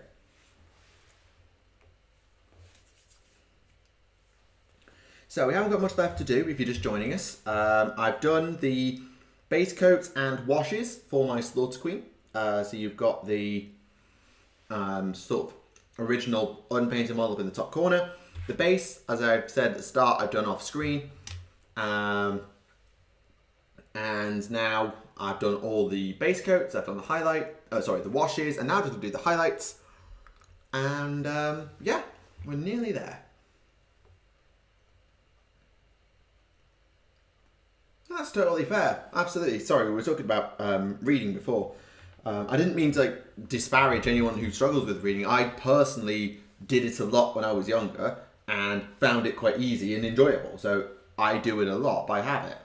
I appreciate that's not true for everybody, and I've worked with kids at primary school and helped them learn to read. It's not an easy process, and I don't mean to disparage from anyone at all who does struggle or who has historically struggled with it. It's difficult stuff.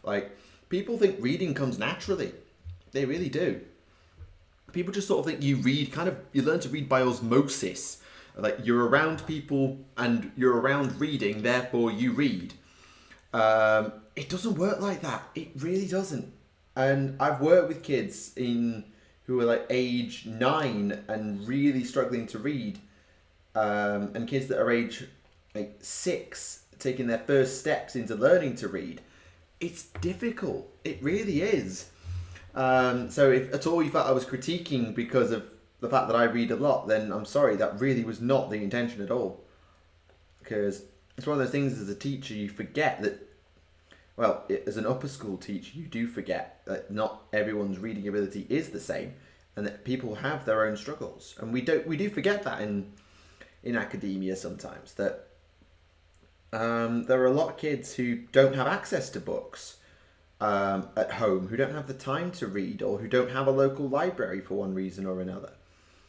And so it can be really difficult for them to access reading and thus access the curriculum. It's difficult. It really is.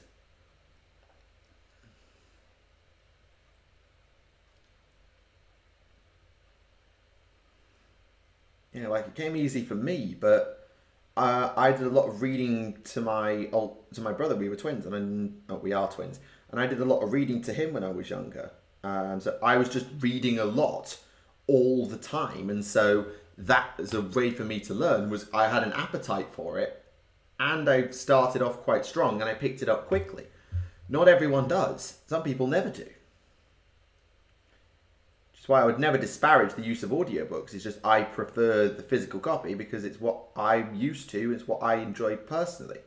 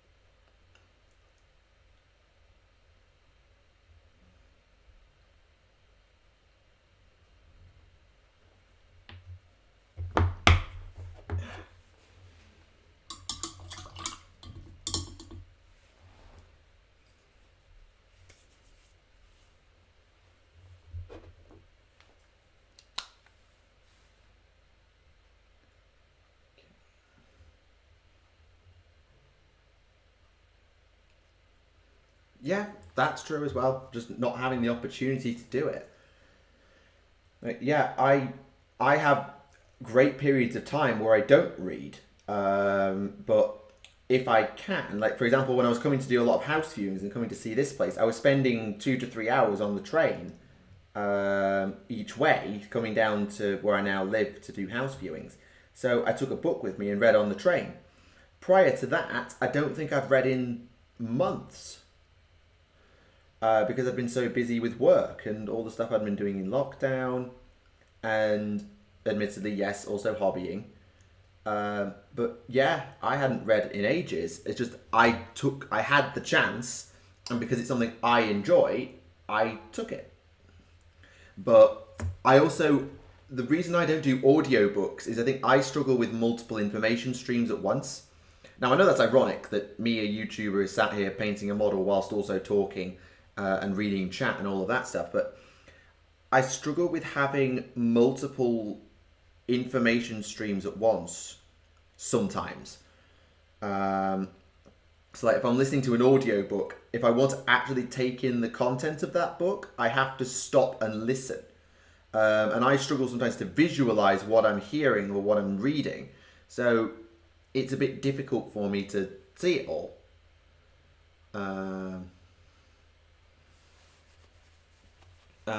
So I get it.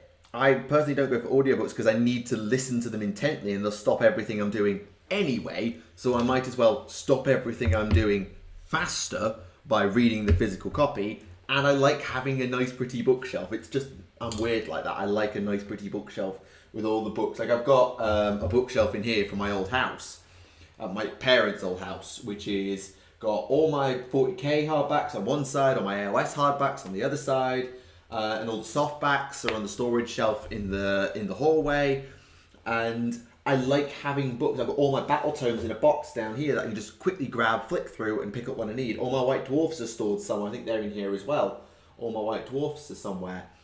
I like physical copies. That's just the way I am. But everyone does things differently. Everyone has different tastes.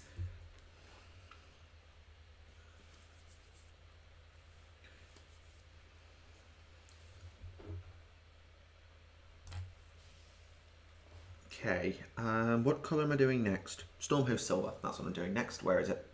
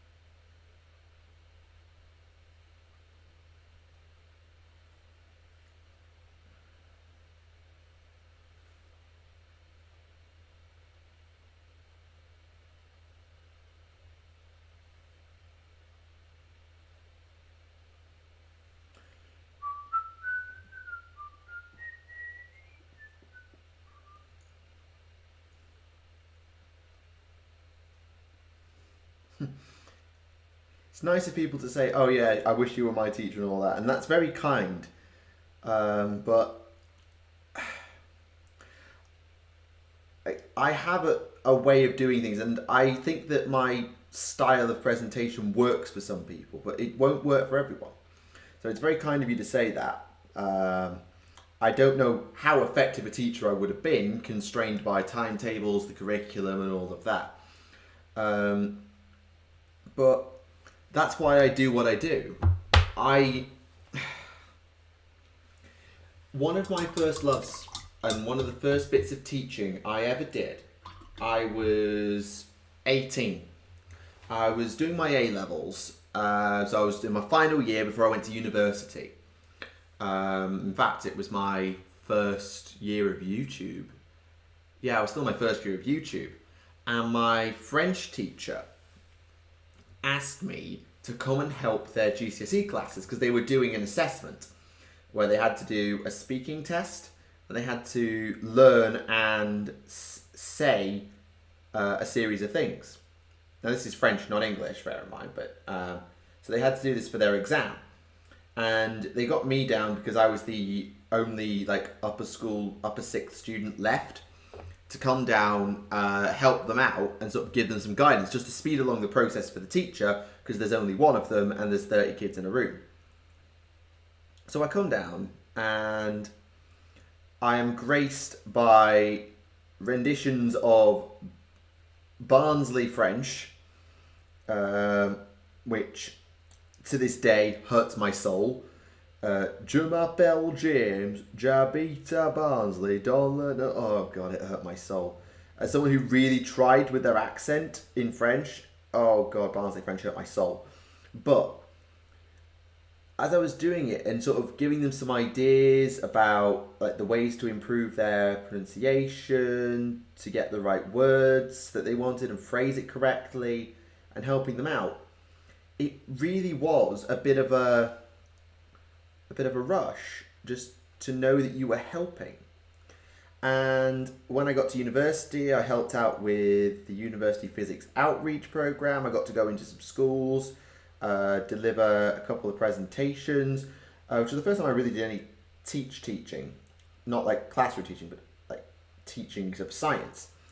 And again, I've just really enjoyed watching these kids' eyes light up as you showed them something cool and then help them work out how it works, and getting what I call the eureka moment. I sound like a Yorkshireman because I'm actually from Yorkshire. My accent doesn't really give it away, but I'm Mancunian born and Yorkshire raised and educated. I just have a very, very neutral accent. Like, you can tell I'm northern. A lot of people would just say, oh yeah, you're northern, but they couldn't tell I was from like some of the areas of Yorkshire that I'm actually from, because my accent's quite, by Yorkshire standards, quite neutral. But where was I? Yeah, so one of the things that I really enjoy about teaching, and that I so rarely have had, but that is an absolute like adrenaline, like dopamine kick almost, is what I call the eureka moment, so named after Archimedes and the myth of jumping out the bath and yelling eureka and all that stuff. And I got it actually during my training. I was at school, well, I'm not going to say where, and we were doing a lesson where the students had to think for yourself, so they were in control of the learning and had to arrive at the answer on their own with a little bit of poking and guiding in the right direction from me. And these were a bright bunch of kids, don't get me wrong, but some of them were struggling a bit, and that's fine. But one of the kids I was talking to, and I just watched the cogs, metaphorically, spinning in his head as it just click, click, click, clicked into place. And he was like, oh, so we could do this and then do this and use this to work out this. And it's almost like his eyes just lit up. And I was like, that is why I do what I do. To inspire, to inform, and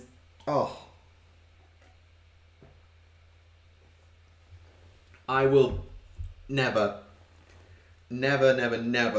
forget that moment of watching that kid click the pieces into place and suddenly understand what was going on, and everything we'd done that day was just brought together perfectly. And then they explained it to the class, and then there was a collective oh, and just went round the room, and it was so good. And I was just sat like, yes, I was so happy. I can't describe how amazing it felt watching that kid put it all together. And you get little things like that where you start saying, okay, so if you do this and you do this, what are you going to end up with? And where have you seen that before? And you watch the cogs start spinning and the pieces fall together. It is really amazing, and it's so rewarding to know that you've made a difference. My granddad was a teacher. A long time ago, my granddad taught like what we know today as DT. Back then it was called woodwork. Or his subject was woodwork. Taught me actually a bit. Like when he was retired, of course. But when a lot later, when I sort of said I was thinking about going into teaching, there's one thing he said that stuck with me. Teaching is not an education, is not a career. It's not something you do to get a promotion. It's not something you do for the money or the power or the influence. Though undoubtedly you can get a lot of money if you go right to the right places in the education sector. You can get a lot of influence because you can influence thousands of children's lives every day with the lessons you deliver and the decisions you make. But you don't do it for that. Teaching is not a career. Teaching is a vocation. It's a thing you do for the love of the craft. It's a thing you do for the difference you make. And that's what it's about to me. Teaching is about making a difference. It's about giving a young person the opportunity to see and experience things that they'll never get at home. It's giving them the opportunity to talk about ideas that you would never meet day to day, to show them concepts that fundamentally change the understanding of the universe. Literally, in the case of physics. It is so rewarding. And that's why I want to start a Warhammer club when I'm at school. Not because I want kids to play Warhammer against. God, no. I'll lose every match. I don't do it for that. I do it because I know the difference Warhammer makes. Genuinely. Warhammer can, as a hobby, being involved in a hobby like Warhammer can make a real difference. It gives you a social outlet where you are in the company of friends in a safe environment, generally, doing something that is age appropriate, safe, and also educational, with things like probabilities, construction engineering, art and aesthetic color schemes, reading material such as the lore, if you're into that. There is so much there that's actually very useful, and the benefits that Warhammer's had for me in my life are huge. Like, most of my entire friendship group comes from playing Warhammer. That's my friendship group today and back then. Like, I've got friends now that I met through uni and through my teaching, but like a lot of my core friendship group are hobbyists. And that's true of my online friends as well. The majority of them I've met through Warhammer, whether they're YouTubers or not. It really makes a difference. And I know the difference it can make because it made it on me. Granted, we had the money that I could buy into the hobby wholesale. We were lucky that I had that money. But even if the kids don't, if you can show them what the hobby can do and maybe give them access to some models to play games with, and maybe you can give a few models away at the end and say, here you go, build from there. You've got something to work on now, something to work towards. It really is a passion, and it can open so many doors to so many things. Like that comment right there. Reading for fun. I know some people struggle to read. We talked about it earlier. That reading can be difficult. Reading is really difficult. And I'm not... Oh, wait. Don't knock inner city schools either. I've got friends who work in inner city schools. They try. They really try. There is no teacher, pretty much, who is in that job because they don't care. Every teacher in that job cares. Every teacher is trying. Really trying. And sometimes they don't have the funds to do what they want to do. Sometimes they don't have the time to put into creating the resources they want, or the time, or the curriculum just doesn't allow them to explore certain things. But it's nothing to do with where your school comes from. I came from a slightly an ex-grammar school in an ex-mining town, from a town next to an ex-mining town. We weren't an inner city school, but we weren't a posh school either. We were just a standard old comprehensive school in the north of England. I had friends who went to better schools. I had friends who went to air quote worse schools. And during my very limited teaching career, I've been to big academies. I've been to more selective schools. I've interviewed all over the place. The teachers try. They care. They really do. And I know I'm being a bit sappy about the profession that I'm in and the things that I do, but I love this job.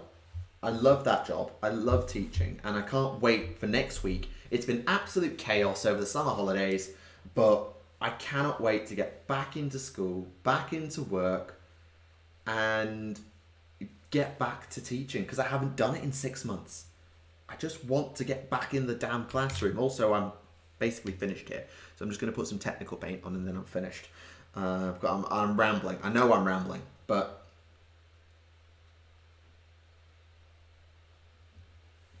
I might make a video on this, sort of like a winding ramble about why I got into Warhammer and why I love the hobby so much. I might make a video on it at some point. That would be worth doing, I think. Got the kids into 40k and all the slow games have played off, made them math wizards. Yeah, I can do calculations of hit rolls, wound rolls, and probabilities really quickly. And I was generally good at maths even before I got into Warhammer, but God, like some of my basic processing and mathematical skills are really sharp, and I have to give the hobby some credit for that. Absolutely.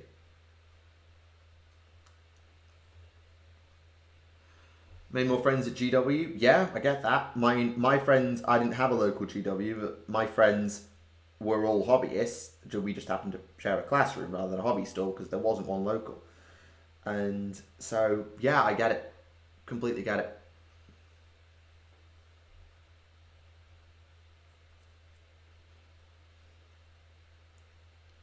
Okay, so I've just put a bit of blood for the blood god just spattered across the tongue of the helm because I've created this heart piercer character. Sorry, I'm getting back into Warhammer mode now. So because this character is like the heart piercer, the idea is that she uses the tongue on her helm to sort of stab through the heart and then just like type thing.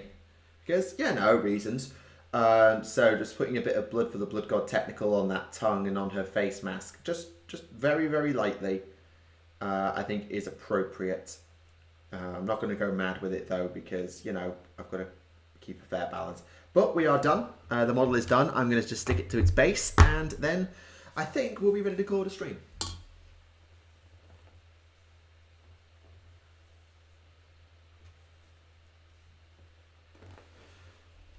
I'm not getting into politics when it comes to education. I could. I really could. But I'm not going to. But the teachers do work really hard. They put the time in for the kids because they want the kids to succeed. Not because of their own record, not because of making the school look good. Well, not really anyway. Some do it for making the school look good, but it's because they want the kids to do well, damn it. My brother's got a classic story of this because he hated school. Rule of thumb, like, he probably didn't mind some of it, but overall he didn't really like or get on with school particularly. Well, he was all right, but it wasn't his favourite pastime. Let's just say that. But he wasn't going to go to uni, and then he had this geography teacher for GCSE and A level. And this geography teacher was brilliant, like absolutely a brilliant teacher. A cloud enthusiast, as I recall. But as it happened, the teacher got through to him in just the right way, and he got himself into uni. He put the work in, passed his A levels, and got to uni, and now he's doing a bloody PhD. Teachers can genuinely change a kid's life. Genuinely, they can change a kid's life in so many ways.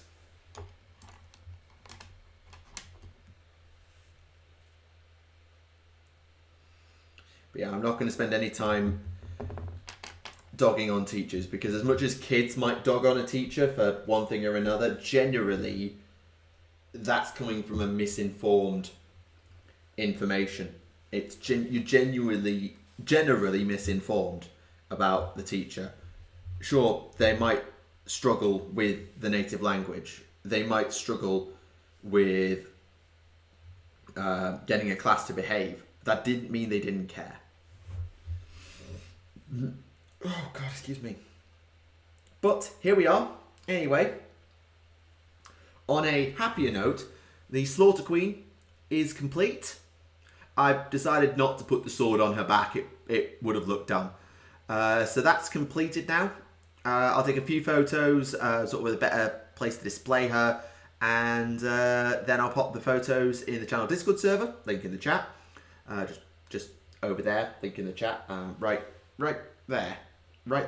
Link in the chat. If you want to join the Discord, if you're not already.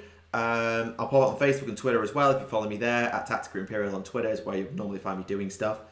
So yeah, that is the Slaughter Queen completed. I'm really happy with this. I think I prefer the Hag Queen as a conversion. I really like the Hag Queen as a conversion. But the Slaughter Queen really works, and you can tell the difference between like one is a priestess and one is just an out-and-out psychopath. So I'm happy with this. And I'll put the images somewhere with a bit better quality, and you can give some proper feedback if you would prefer. So yes, that is where we are. It is 9:10. We're going for just over 2 hours. And I think I'm about ready to call it a stream. Excuse the noise as I slide all my paint pots over, because I can't be bothered to pick up 25 paint pots.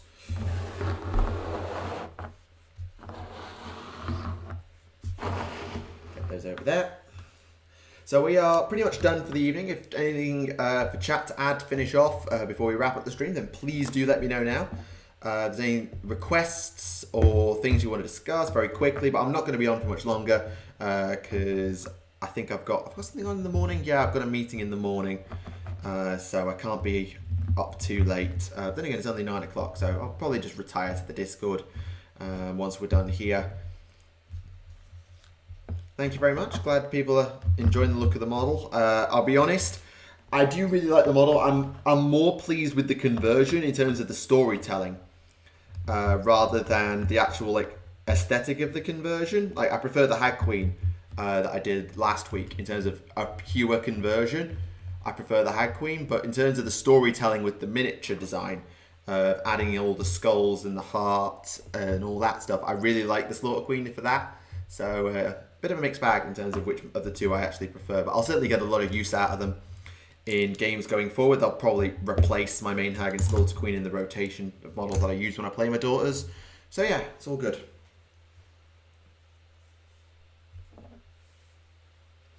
Yeah, sometimes people's math, like I'm very quick at mental maths, but I know a lot of people's maths can be a bit of a challenge, and I know that the hobby can help, but sometimes you've just got to get the practice.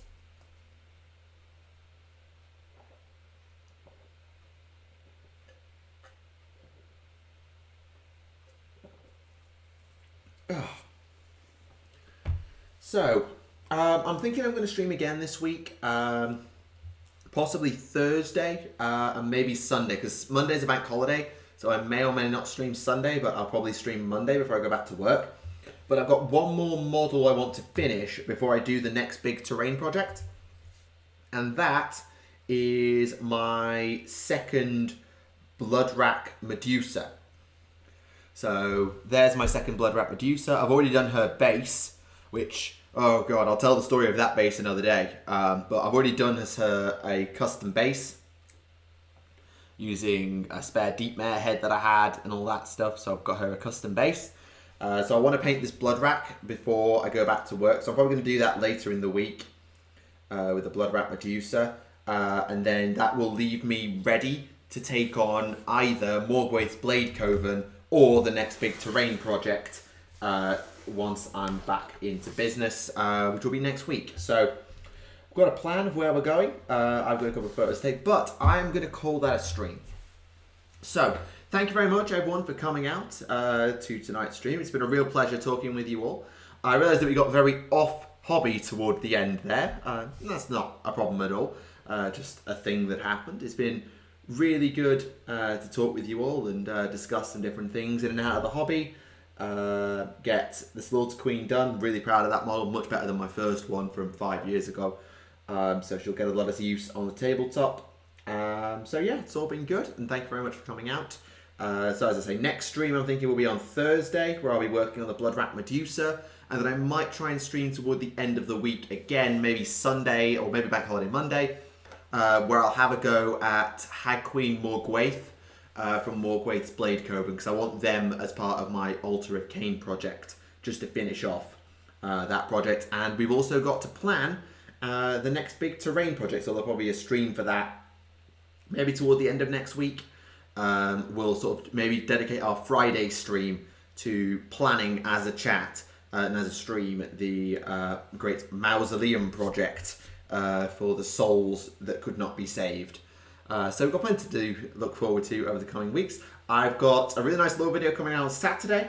I've got a return of, well, it's not a return of anything in particular, but it's a slightly different format to my thoughts on, with a video title that some very old OGs might recognise. And then that's on Monday. And then Saturday's lore video. I've just finished the lore video after that, and I'm really quite pleased with that, though it's a bit jumbled. And I've got another one in the works, ready to go. So yeah, things are coming together pretty nicely. But in the meantime, thank you very much for watching. This has been Tactica Imperialis, and this has been one very successful Slaughter Queen plating stream. I will see you all very, very soon. Thank you very much for watching, everybody, and good night.